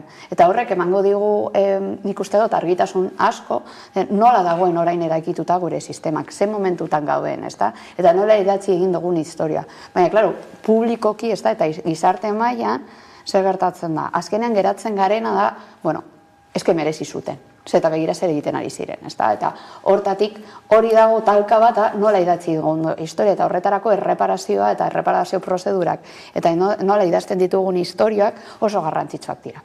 Beti ere, iluntasunak, baina argitasunak eta gauza guztiak, ez da, argitaratzen ikusteko uste dut historia asko zere komplexoagoa dela, ez da? Eta daude zela ñabardura asko. Eta ñabardura horretan horren gaienduta daude oinarrizko eskubideak. Berdin da, da pertsona eta daude oinarrizko eskubide batzuk. Eta are gehiago, zuk, ez da, dekozu erantzukizun zibila bat, eta erantzukizun zibila horretatik ezin dozu limite batzuk pasau. Hor dago limite hori, baina, bueno, beti ere hau hartzen badugu, ez da, adibidez, torturak, ez da, jaso izan zituzten jihadistei, begira gero oihartzun, ez da, publikoa zen, oihartzun publikoa zen, eske merezi zuten, begira ez egin duten. Orduan, oinarrizko eskubideak zapaustea eta zapaltzea berdin zaigu zen, eta asko eta eragin handia deko nola kontatzen ditugun historiak. Beba, kontakizunaren arira, ez, askotan eta Madriletik azken aldian entzun dugu, ez, memoria hitza, memoria demokratikoa, memoria historikoa, memoria demokratikoaren legea onartu ostean, baina zer gertatzen da, ez da, estatuko biktimekin, oraindik ere, estatuak aitortu ez dituen horiekin, ez da, galekoak esaterako. Hain zuzen erean Muguruz izan dugu gaurkoan gurean, aita galek hil zion, eta hause, komentatu du gertatutakoaz. Guretzako ez da ezer berria, aspalditik dakigun zerbait da, eta harritzen hau oraindik ez, gaur egun oraindik badaudela batzuk, saldatu egiten direnak halako deklarazioak entzuten, eta guk hamarkadak daramatzagu esaten, nortzu ziren gure seniden heriotzen erantzuleak, eta bueno, harritu egiten hau ez, orain bapateko asaldura agertzea, eta beste kasu batzuetan, isiltasuna ez, impunitate hori. Impunitatea baina eta berriro ez azaleratzen den hitza, auzi honetan, eta hainbatetan ez da, eta aipatu dugu esaterako ere ez, historia osoa kontatzaren behar horretan ez, zer gertatzen da, esaterako sekretu ofizialekin, hainbat eta hainbat daudelako oraindik ere ez, isilpean, zenbat eta zenbat egi jakin gabe oraindik ofizialki behintzat. Nik uste horretan dela bi elementu, nik ados naiz, nik uste testik bota duena da gehiago norbera ez, egia edo errelatu baten gainean egiten duen interpretazioa, morala edo horrela, eta nik hori ez diot inori eskatuko, baina handekin kolokan jartzen dela da justizia bera, hau da, Estatu Espainolean zenolako justizia dago ez, pertsona honek adierazi du, nik egin du nago guztia, ezer gertatuko, eta gainera, esaten du elkarrezketan, basatu nintzen egun bat espetxetik jakindaterako nintzela Rajoik esan zidala, aitortzen du justizia bera momentu batzuetan ez dela ibiltzen du, gero eskatzen digunean jendeari, hau justiziaren bitartez konponduko da, ez, holan ez da izango, eta gero demokrazia bera, hau da, zuke esan duzuna, horren gaude, zer espera dugu txake batean duen, horren gaude ateratzen genozida batzuk keipo de llano moduan leku batzuetatik, horren dela zenbat urte hori, pertsona honek ez, berrendok berak dauka kale bat herri batean, bere herrian. Ezkegoaz, Estatu Espainola doa, berrogeita hamar urteko atzerapenarekin eta gauza asko, ez dira, nire ustez ez dira alderatuko, lehen esan dalako, uste dalako, Hau berri bat da hemen Euskal Herrian, eta gaur mediotan badago, gaur horren ingurua egiten. Hau hemen dikampo Espainiaren txat, normalean Espainiako jendartaren txat, da zer normala, eta uste dut ez dela haneka esan duena, eskinores da saldatzen, eta gondiren adierazpenak izan dira, hemengo jendak, Sánchezek egin barritu adierazpenak. Zertarako. Guztiz normalizatuta dagoen. Hori izan, lehen aipatutako diskurtsa ez da, soilik morala zen, eta baina jolasten dugulako ez da asko moralarekin, ez da, zen eta azken finean diskurtsuak zertatzeko eta ondo benperatzeko azken finean erabiltzen duguna da sentimenduak, ez da, eta gure gizartean ez da asko balio jan ona eta txarra. Eta moralitatea erabilita eta esan ez da, eta nola bideratu din orain arte ez da, historia esan da, nortzuk diren gaiztoak eta nortzuk garen, ez da, salbatu egin dugun historia hau, ez da, eta hor, salbatu egin duten historia horretan, asko bata besteari joka joan dira, ez da, eta gero errelatoa eta historia bera, seguruenik ñamardura asko eta oso sakonak izango dituzte, ez da. Eta hortatik, klaro, zuk begiratzen badozu, ez da, fokua ipintzen baldin badezu, eta normalizatzen badegu, hau, gerta egin dela eta gertatzen dela, eta gainera ez da bakarrik normalizatzea. Pentsatzen dutela, eske zer egingo dugu, beste, haiek egiten zoten. Hau, guda bat zan, eta guda bat zanez, gudan, eta nortzuk ziren gaiztoak eta nortzuk onak, balio da guztia, ez da? Eta hortatik normalizazioa ez da bakisoelik normalizazioa, baizik eta justifikazioa. Eta hor dago batez ere, justifikazio puntu horretan, horretarako ez ditugu hainbat erabaki hartu, adibidez, ez da, oraindik ere non daude enpresak, oraindik asko daude, oraindik ere sakabanatuta. Oraindik ere ez dugu amai gainean ipini hainbat erreparazioari egoerari buruzko bestelako estrategiarik erabili. Orduan, horrek ekartzen dagoen guztia, ipintzen dagoen amaien gainean da alde batetik eskainarrizko eskubideen urraketak eta, justifikatuta dauz. Eta gizarte mailan eta baita ere, sistema judizialean, baina, sistema judizial aldatzeko begira zenbat erronka ditugu, ez da? Eta gizarte mailan jadanik dago oihartzun sozial bat, dago aldarrikapen bat, eta oraindik ere ez dira aldatu, imaginau, gainera justifikatuta baldin badago gizarte mailan. Orduan, gauzak ez dira aldatuko. Eta hor dago, gaude muga horretan, eta nik ulertzen dut, ez da? Hainbat elkartek eta baita ere, ez da? Familien persoak esatea, baina hemen gaude beste gauza bati buruz hitz egiten. Gaude hitz egiten oinarrizko eskubidei buruz, gaude hitz egiten prozedura judizialei buruz, gaude hitz egiten daramagu urteak honi buruz, eta jadanik urteak pasatu egin dira. Zer da erreparazioa benetan?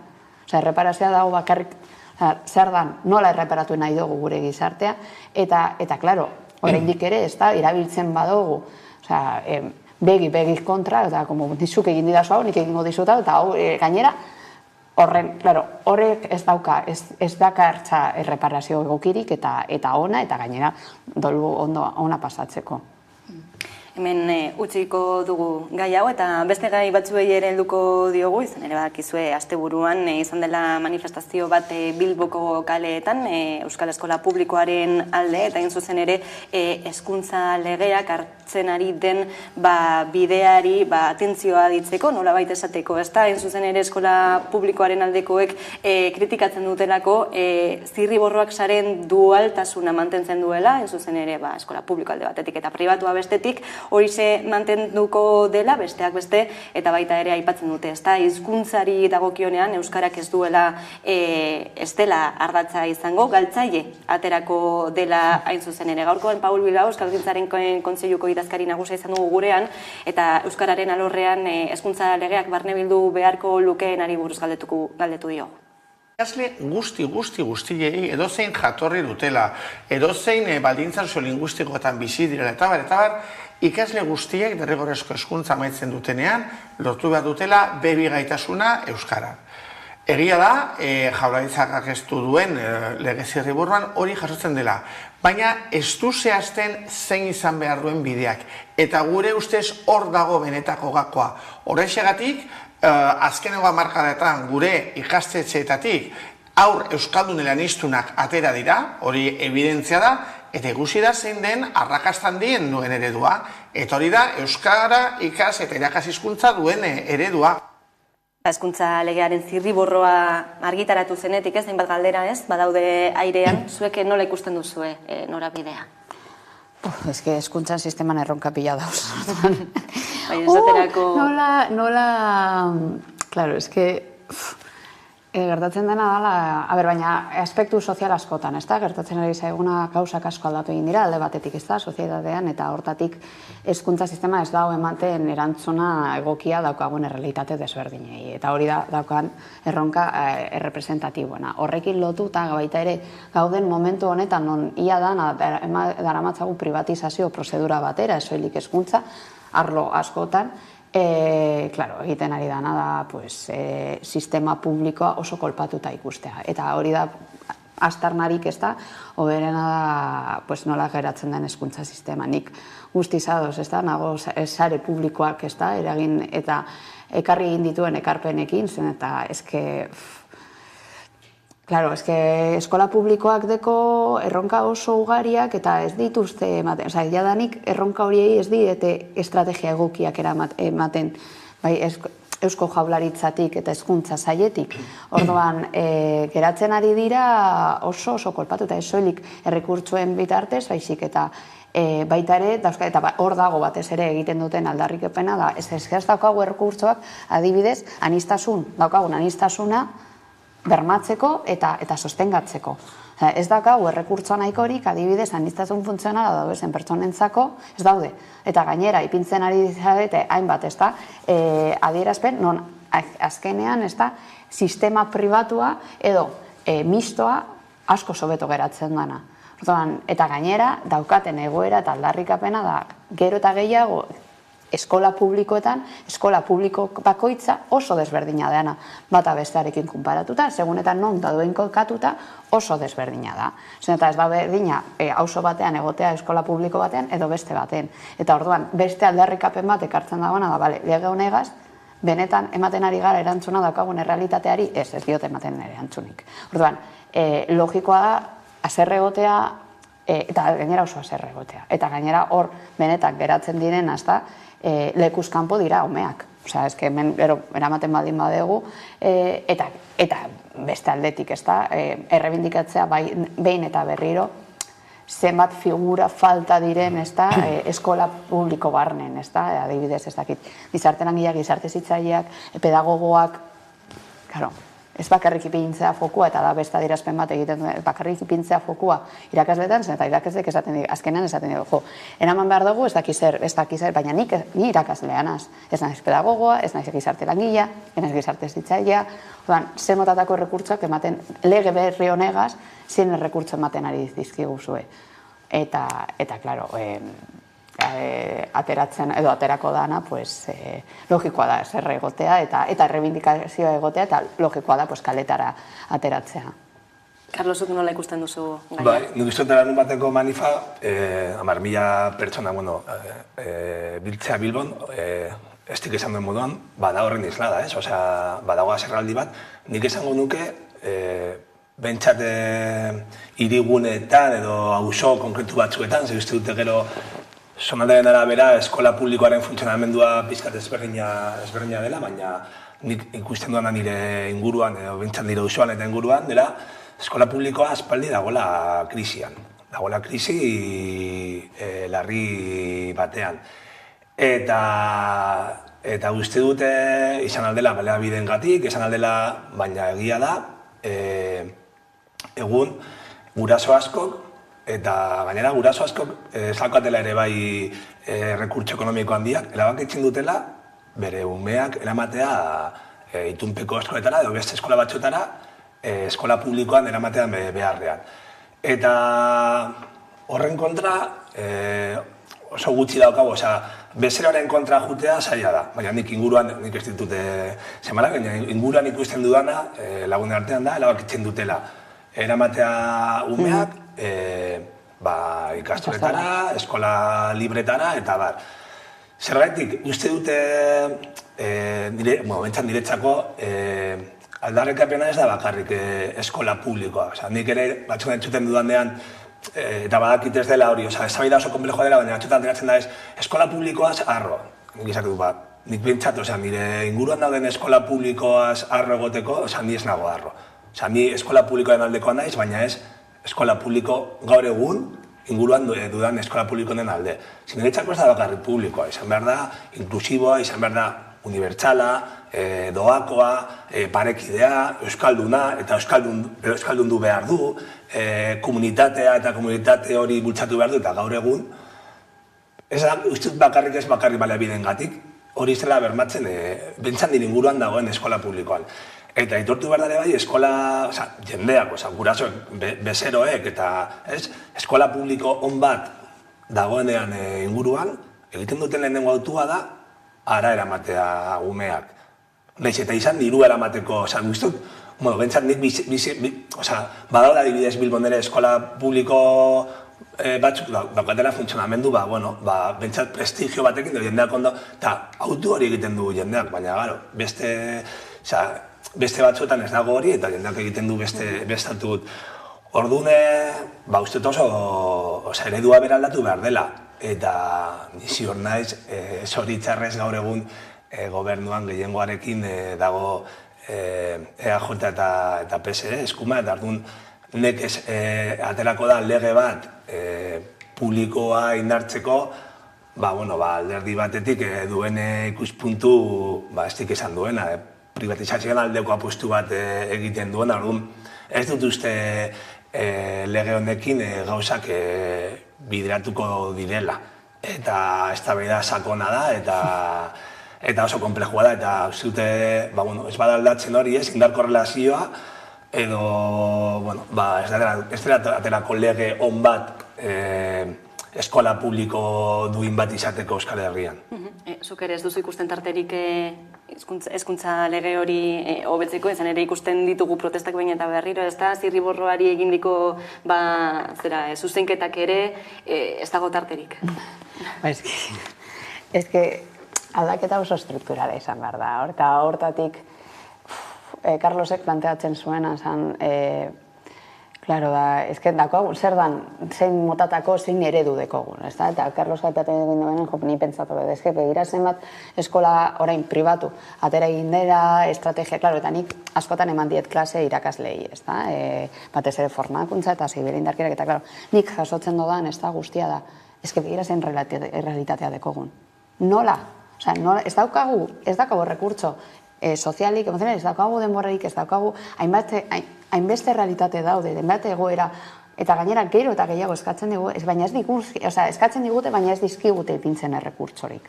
Orduan, eta gainera realitate bera, oso anitza da eta asko aldatu egin da eskola publikoa. Eskola publikoa alde batetik dagoa da enronka oso garrantzitsu bat da euskara bera. Zein leku dagoan euskara. Zergaiti zen, eta ez da errua noizki ez dela emigranteak, baina da, klaro, dakoagun errealitate bat, etortzen dira migranteak, ez da, ez zoilik ez dakite, igual ez da gaztelera, barkatu, ez dakite, hori, gaztelera ez dakite ez da ere, igual frantzesez ikasten dute, edo dakite, edo beste hizkuntzaren bat, ordan dakoagun erronka, alde batetik da, euskararen erabilera, eta zein euskarak zein lekutan, eta nola, ez da, egin sistema inklusibo eta ez integratzaile. Claro, eta egiten duguna da, azken finan, guteko gure eutura, gure egoerak, eta zu sartzen zara hemen, edo sartzen zara edo kanpo. Ez dago beste aukerarik. Eta eredu berat, zein motatako hizkuntza nahi dugu. Eta hortarako zer behar dugu, hitz egin asko entzutea irakaslei. Eta beste kesa bateko tena da, nortzuk erabakitzen dute hau. Pintzen ari zareten, ez da, justo pasadan astean nengoen irakaslekin, eta epetzen zutena da, ahertu egin dut, ez da, lege bat, eta batzuk eraiki egin dute lege hori, baina ez dakite benetan errealitatea. Ipini dut eskola publiko bat oso eredu tradizional batetatik. Hartuta, ez da, orain dela, ez dakit, 10 urtekoa, igual 10 urte, igual momentu horretan, behar genituen horrelako aldaketak, horrelako zehaztasunak, baina orain dakagun egoerarekin dira beste oso desberdinak, ez da? Adibidez, beste erronka bata teknologien erabilera.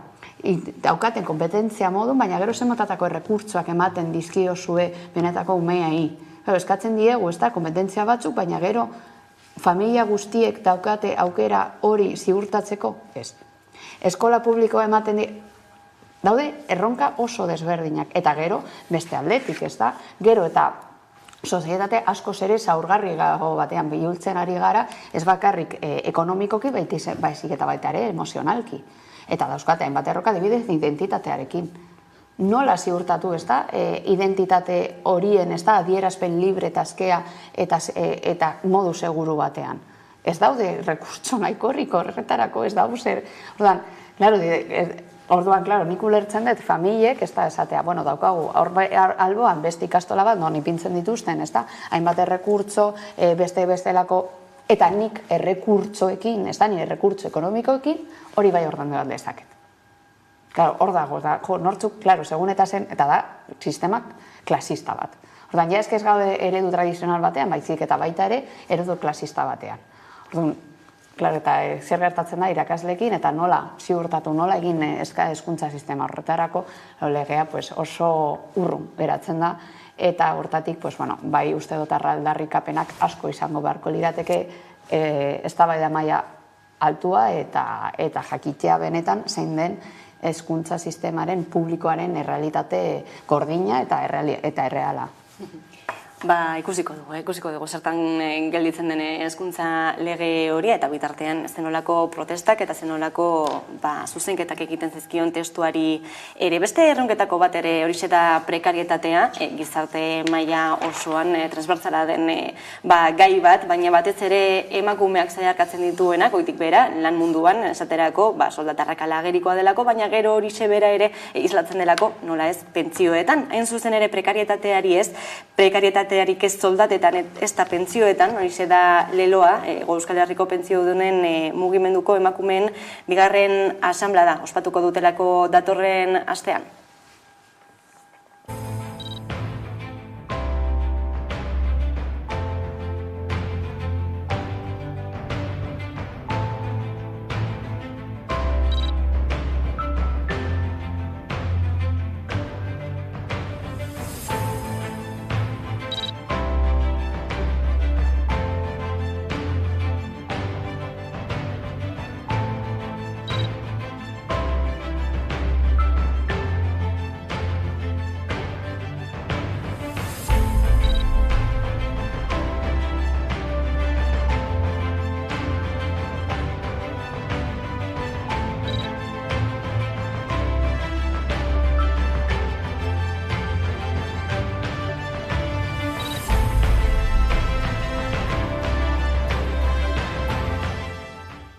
Hori eseka aldarri nagusiak izan ere izan dugu egoera strukturala badela lan munduan, baina baita ere zer gertatzen da, ez da hainbat eta hainbat emakume alargunekin, zenolako pentsioak jasotzen dituzten, hain zuzen, hori da gaurko gaietako bat ere, ezti? Eta zen izkultuan dauz, ez da? Hori batez, begira, pentsiodunen, ez da, mugimenduari buruz hitz egin genuen, askotan etzen deban, ez da? Belanaldi hori zela de la naval, de Altos Hornos, eta ni beti pentsatzen naban edo. Eta, claro, gaude irakusten, ez da, perfil bat zala gizonezkoa, eta gainera oso konkretua, ez da? Eta nola gaiek aldarrikatu dut, eta begira orain, eta, claro, eta digo, josein eskutuan daude, emakume hori guztiek momentu horretan ezin zutela, eta ezen ez zutelako. Bueno, lan egiten zuten, lan egiten zuten, baina egiten zuten, lan modu oso prekario batean, non ez zuten soldatarik, non ez zuten baldintza, ez da, egokiak lan egiteko, non oso eskutuan zeuden, eta gainera, familia, karga eta sama guztiarekin. Orduan, orain sistemak ematen ari deiena emakumeei, eta emakume, ez da, pentsiodun hauei da, eskerrik asko nire sistema sostengatzeagatik hainbat urteetan, baina jasoko dozuna da, hau. Orduan, oso egoera injustua da alde batetik, ez da, guztiz, ez da, desorekada ikaragarria eta arrakal oso garrantzitsu bat dago, ez da, eta baina, klaro, da gero sistemak zer ematen ari hauen, eta hori aldatzeko eta daukagun aukera aldatzeko eta maiez zaila da, daukagun egoerarekin, ez da. Baina, egia da, nik uste dut garrantzitsua dela, ez da, pentsiodunei buruz hitz egiten dugunean, ez da, ze motatako irudiak botatzen ditugun zen. Eta askok, ez da, nik entzun neban, ez da, emakume bat ido, begira, bai, berak dau, aldarrikatzen eta ni nago, ez da, etzeko lanak oraindik ere egiten. Eta nik oraindik ere jarraitzen dut lanen. Eta ni pentsatzen dugu, ostras, egia da, zemotatako, ez da, irudiak botatzen ditugun, eta nola, eta askotan, ez da, horri buruz hitz egin, jo, lanaldea, la naval, la tosornoskoak, eta begirazen pentsio geratu egin zaien, zein egoeretan dauden, zein baldintzak geratu zaizkien, eta non geratu egin diran, ez da, emakume diskurtsoak, ahotsoak, eta errealitateak, eta bizi izan dituzten bizi baldintzak zen, eta oso gogorrak izan dire, eta ez soilik, eta horrela esan, bertan ia gehienak lan egiten zuten, ez gatzearen barren, baizik eta baita ere kanpo, baina zuten jasotzen soldatarik, ez da, onarpenik gizarte mailan.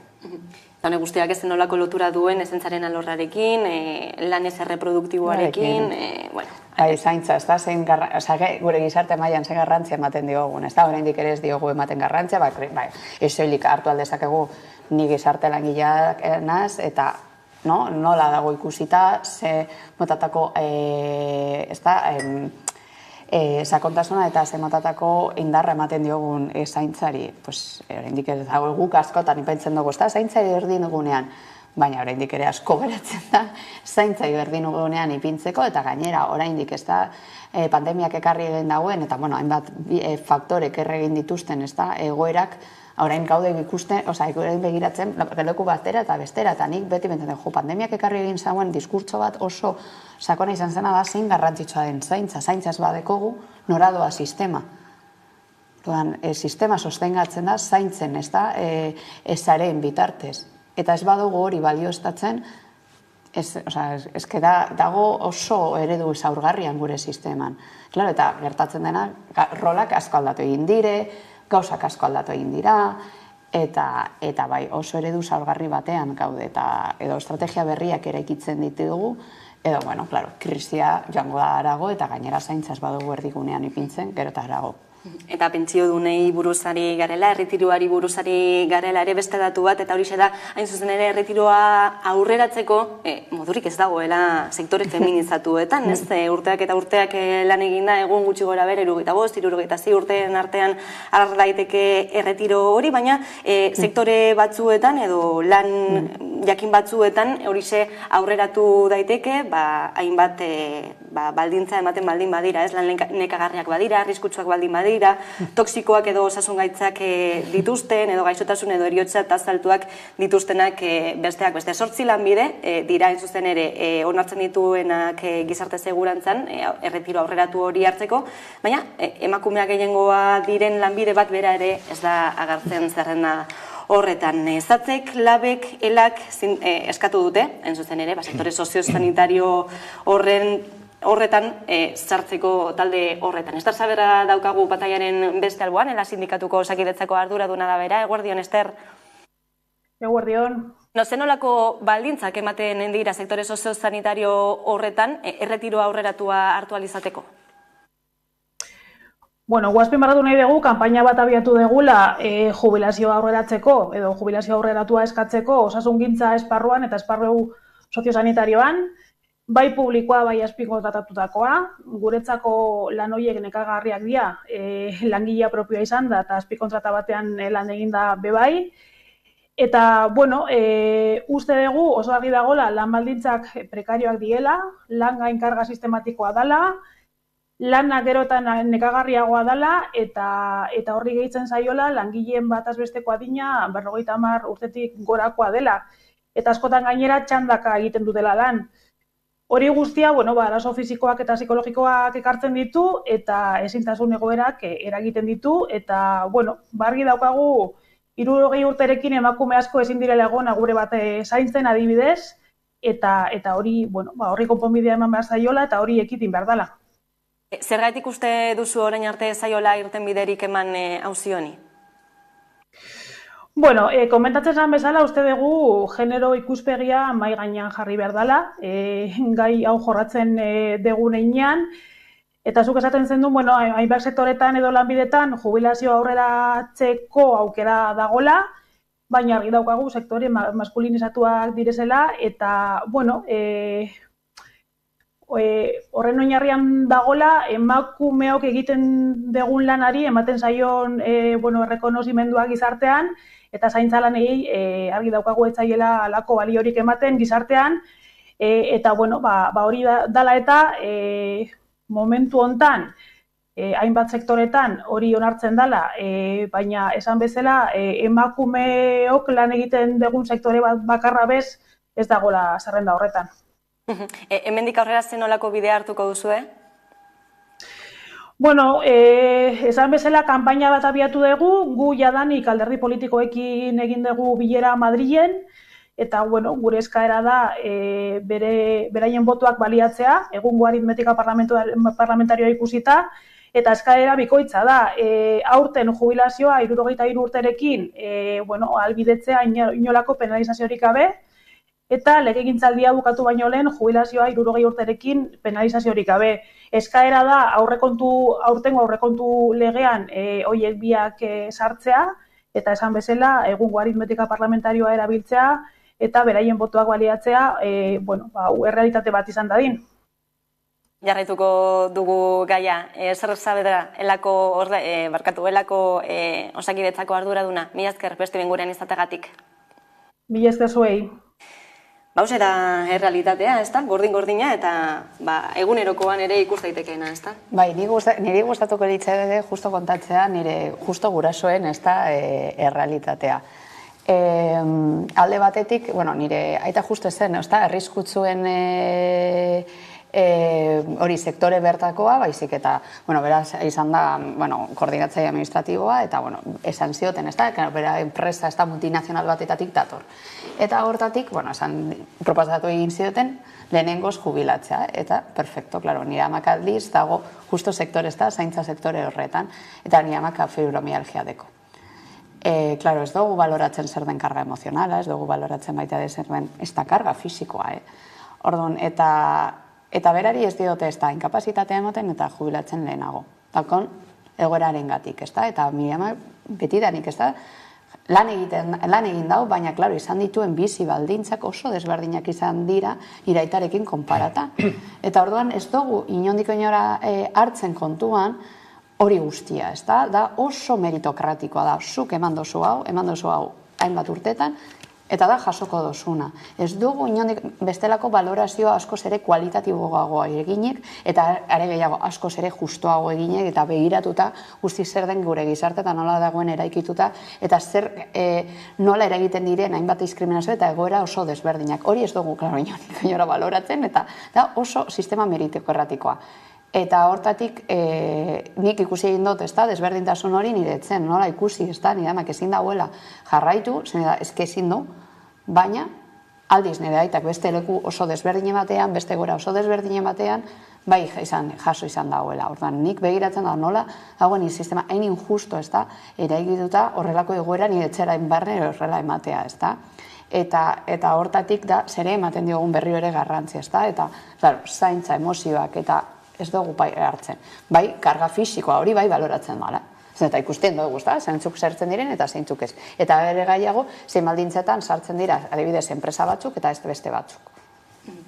Gaizatuko dugu, gaurkoan ere Mediterraneora begira, bertan daudelako lehorreratu ezinik hainbat eta hainbat gizarte barkatu gobernuzkanpoko erakundeko erreskate ontzi, besteak beste Aita Mari erreskate ontziak ere azaldu du, bertan bera momentuz utziko duela Mediterraneora joateko azten bidai hori, erreskate bidai hori, hain zuzen ere, Italian Giorgia Melonik gobernu buru denetik, politika migrazioaren aurkako politikak indartu direlako, eta hainbat migrante daudelako bertan itxaroten lehorreratu ezinik, momentuz zoilik zaurgarrienak lehorreratu ahal izan dira. Asier Blasekin EHUko politikako irakaslearekin hitz egin dugu honi buruz. Eta Giorgia Melonik egiten duena giza eskubideen kartaren kontra aritzea da. Baina hor badakigu, Giorgia Melonik momentu honetan Europar Batasunarekin entente baduela, NATOrekin entente badu, eta segurenik hornek ez du izango ibilbide handiegirik, hitz egin dezagun zergatik hartatzen da guzti hau. Guzti honen sustraia oinarriak nondi datoz. Eta gero, ulertuko genuke ere horrela, azkeneko puntuan gertatzen dena da, eskuin muturra daukagula diskurso xenofobo batekin, gauz arazo sozial bati erantzun xenofoba bat emanez. Hori zeta, ez?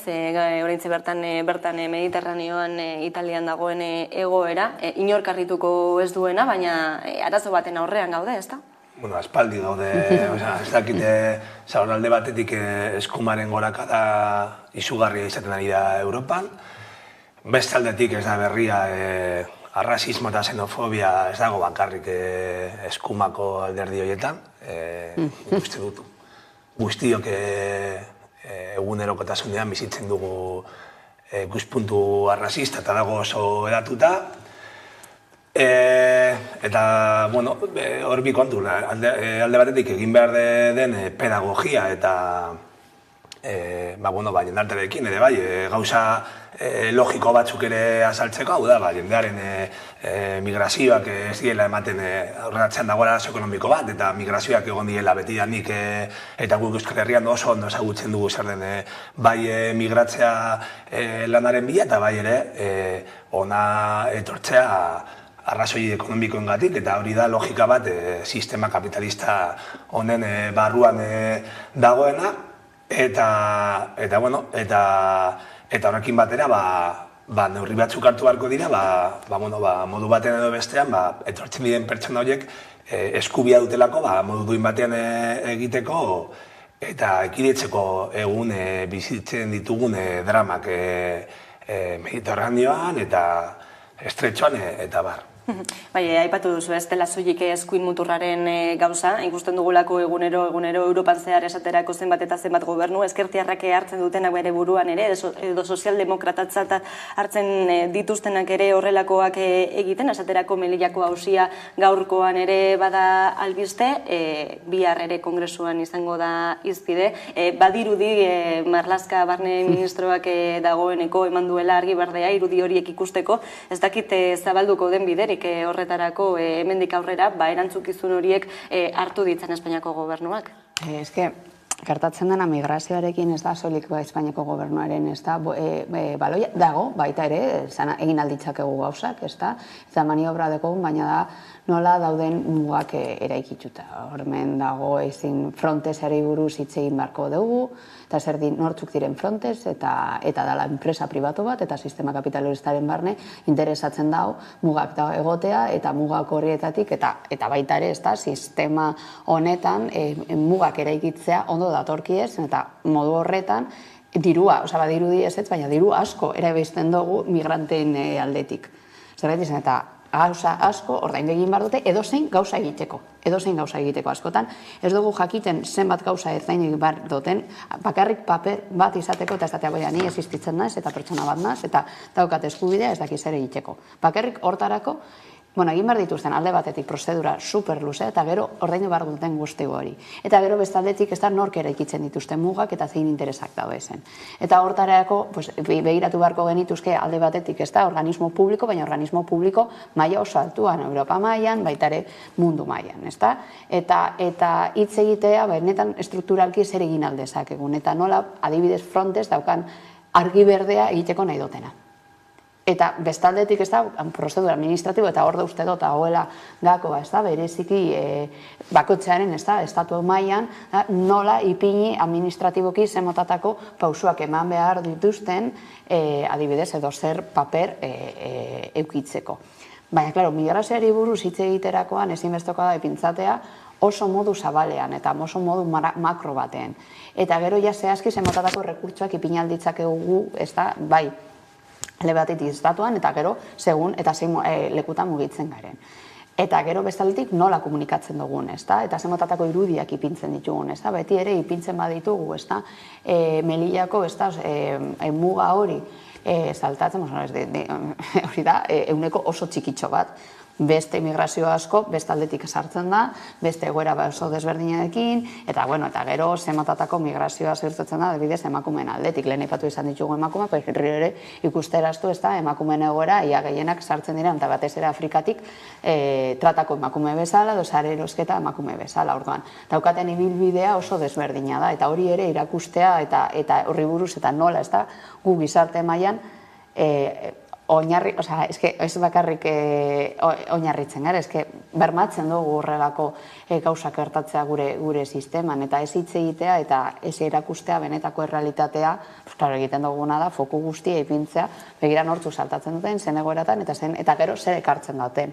Eta ez da errealitatea, errealitatea da, aberastasuna gertatzen dut, eta gainera guk esklabutzat hartzen ditugu hainbat gauzetarako, lehena zaintza aipatu egin dugu, nortzuk egiten dute orain zaintza. Zaintza egiten dutena da, batez ere, emakume latinoamerikarrak eta afrikarrak. Eta hori da, daukagun errealitatea, zein dururen treke, zein egoeraren truke. Karo, esklabutza denok parte hartzen dugu horretan, ez da? Eta hortatik migrazioari buruz, erronka oso desberdinak dauz, baina egia da, pertsonak hiltzen dire. Eta guk parte gara horretatik, eta ezinbestekoa da, motzila horretan, ez da, izatea gure barnen, eta zerbait eraldatzea poliki-poliki edo zerbait egitea, ez da. Gauza oso niminoak gure, ez da, inguru giroan, baina baizik eta baita ere begiratzea goruntz ea nortzuk erabakitzen duten. Eta batez ere, uste dut, ipini behar ditugula izenak nortzuk egiten duten, frontez jakitea nortzu den, eta ez dakigu. Ez dakigu, horri buruz hitz egiten dutzunean, normalen gizarte mailan ez dakigu nortzuk diren, eta jakin behar dugu. Nazioartera begirere, jarri behar gara gaurkoan Ameriketako estatu batuetara zuzen, legegintzaldi erdiko hauteskundeak hauteskundetarako ordu gutxi falta direlako, eta gainera, besteak beste hauteskunde hauetan kolokan egon daitekena delako berriro ere abortu eskubidea. Ikusiko dugu.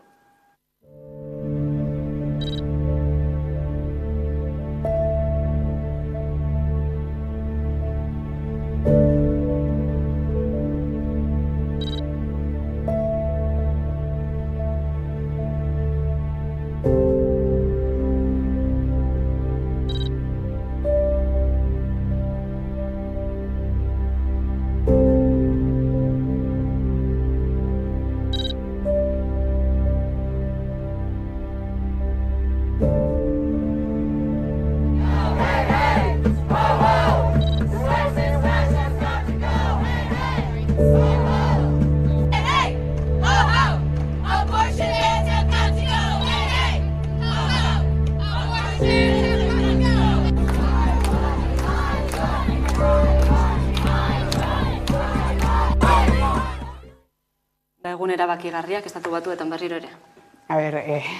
Kai hau uste dut, emakume askori oso hurbiletik datorkigun kai bat da, ezta? Eta hain hurbiletik tratatzen dugunean, eske oso mingarria da. Benetan, baloratzea, ez da dudatan ipintzea, era gure eskubidearen ala ez.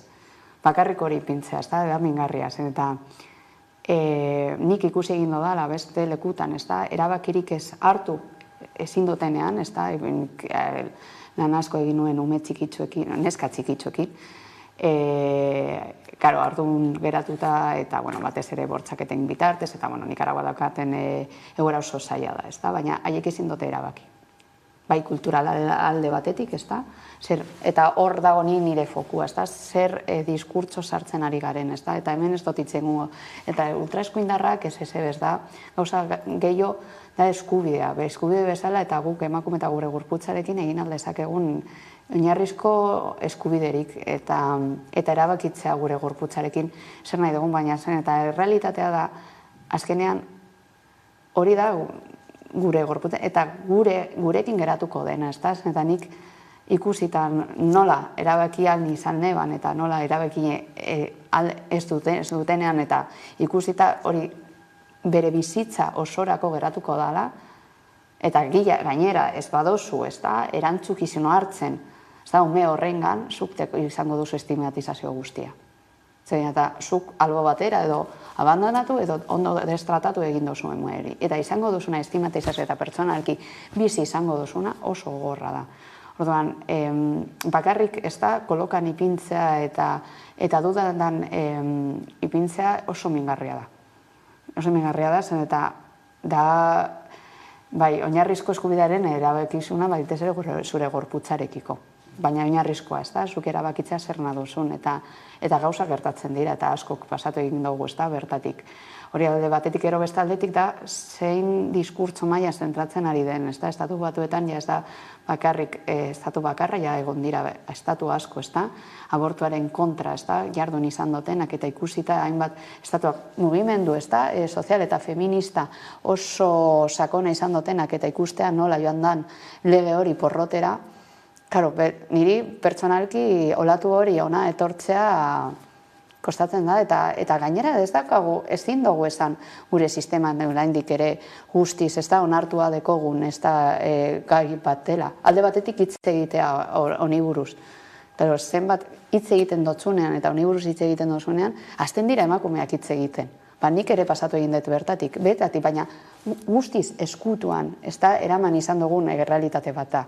Ez duguna hitz egin, ez duguna maigainean ipini, eta ez dakigu, eta hor da batez ere garrantzitsen, ez dakigu zein den prozedura. Ez digu inork irakatzi zer dan abortua, zer motatako gauzak egin behar dituzun. Ez da nik bastaden egunean, ez da, klaseak emoten honi buruz hitz egiten, nire ikaslek 19, 18, 20 urte zituztela, neskek ez zekiten zer egin behar zuten. Ez da, ia, ordaindu behar zuten ala ez, hori egiteko. Da, zerbait oso eskutuan eta gero, baita ere ez da, sistema oso privatizatu bateetatik datorrela. Egia da, azkenengoa lege honetan aldatu egin nahi duten errealitate bat da, baina, klaro, zu ez zara ospitale publiko batera joaten, klinika pribatu batera joaten zara. Eta hortatik, baita ere nola eramaten den guztia oso eskutuan da, ematen digun ez da, zentzazioa, zuk egiten ari zarena, txarto dago. Eta gainera ez hitz egin honi buruz. Hau da, zerbait zurean dena. Ez da, baita ere, zerbait, eta baita ere prozedura batetatik pasatu egin behar duzu, eta oso mingarria delako, eta oso prozedura luzea delako. Baina, ez da, aipatu egin behar duguna da, azken finean, prozedura hau baita ere, dela soziopolitikoa.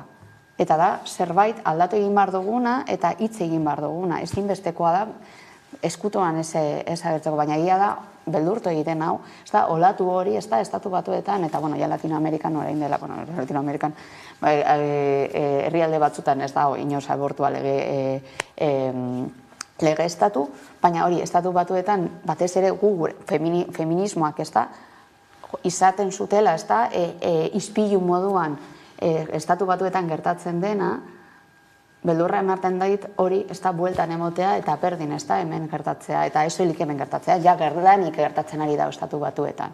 Eta emakume horietan pentsatea. Baina, gobernua aldatzen denean, eskubide hori ukatua, ala ez izan daitekeelako, ez bakarrik estatu batuetan, hemen ere. Claro, pintzen baldin, oso eredu zaurgarrian dauz, eta zuk ezin dozu horrelako eskubide, oinarrizko eskubide bat ezin dozu ipini segun eta nortzuk daudezen. Eta ez da planteatu, nik ikusi egin nebanean, ez da, parlamentu honetan, ipintzea dudatan, zergaitik emakume batek nahi du abortua praktikatzea. Benetan, igual ez da, baldin eta badakozu, ez da, zure, niri, ez da, gertatu egin zitzaidan moduan, badakozu zure atzean, zure ikuspegi teoriko feminista guztia. Aldezakezu izan zure atzean guztia, baina gero egin behar dezu. Eta gero prozedura bertatik pasatu egin behar dezu. Eta bertatik pasatzea eta hori prozedura hori pasatzea zuk bizetoko dozu zure gorputzarekin. Eta inongo, eta gehiago, gutxiago gizonak, ez da, horri buruz, ez da, dudan edo planteatzea zergaitik, ja horrek eragiten dago asko zer dakagun atzean eta nortzuk diren, ez da? Baina ezin da planteatu eta ezin dugu horrelako eskubide bat, ez da, ipintzea segunena nortzuk daudezen, guztiz blindatuta egon beharko litzateken oinarrizko eskubide bata. Eta, klaro, beti ere kontau historian zehar praktikatu egin dana, eta praktikatuko gara. Berdin zait, segurenik estatu batuetan praktikatuko da, eta ezke normala da, zerbait zure gorputzetan. Hori ze da aldaera, ez? Osasun bermerik gabe, baina jarraituko dela egiten.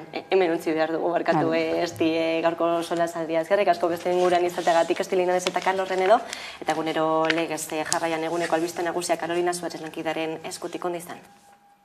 11ak aplikazio berria du.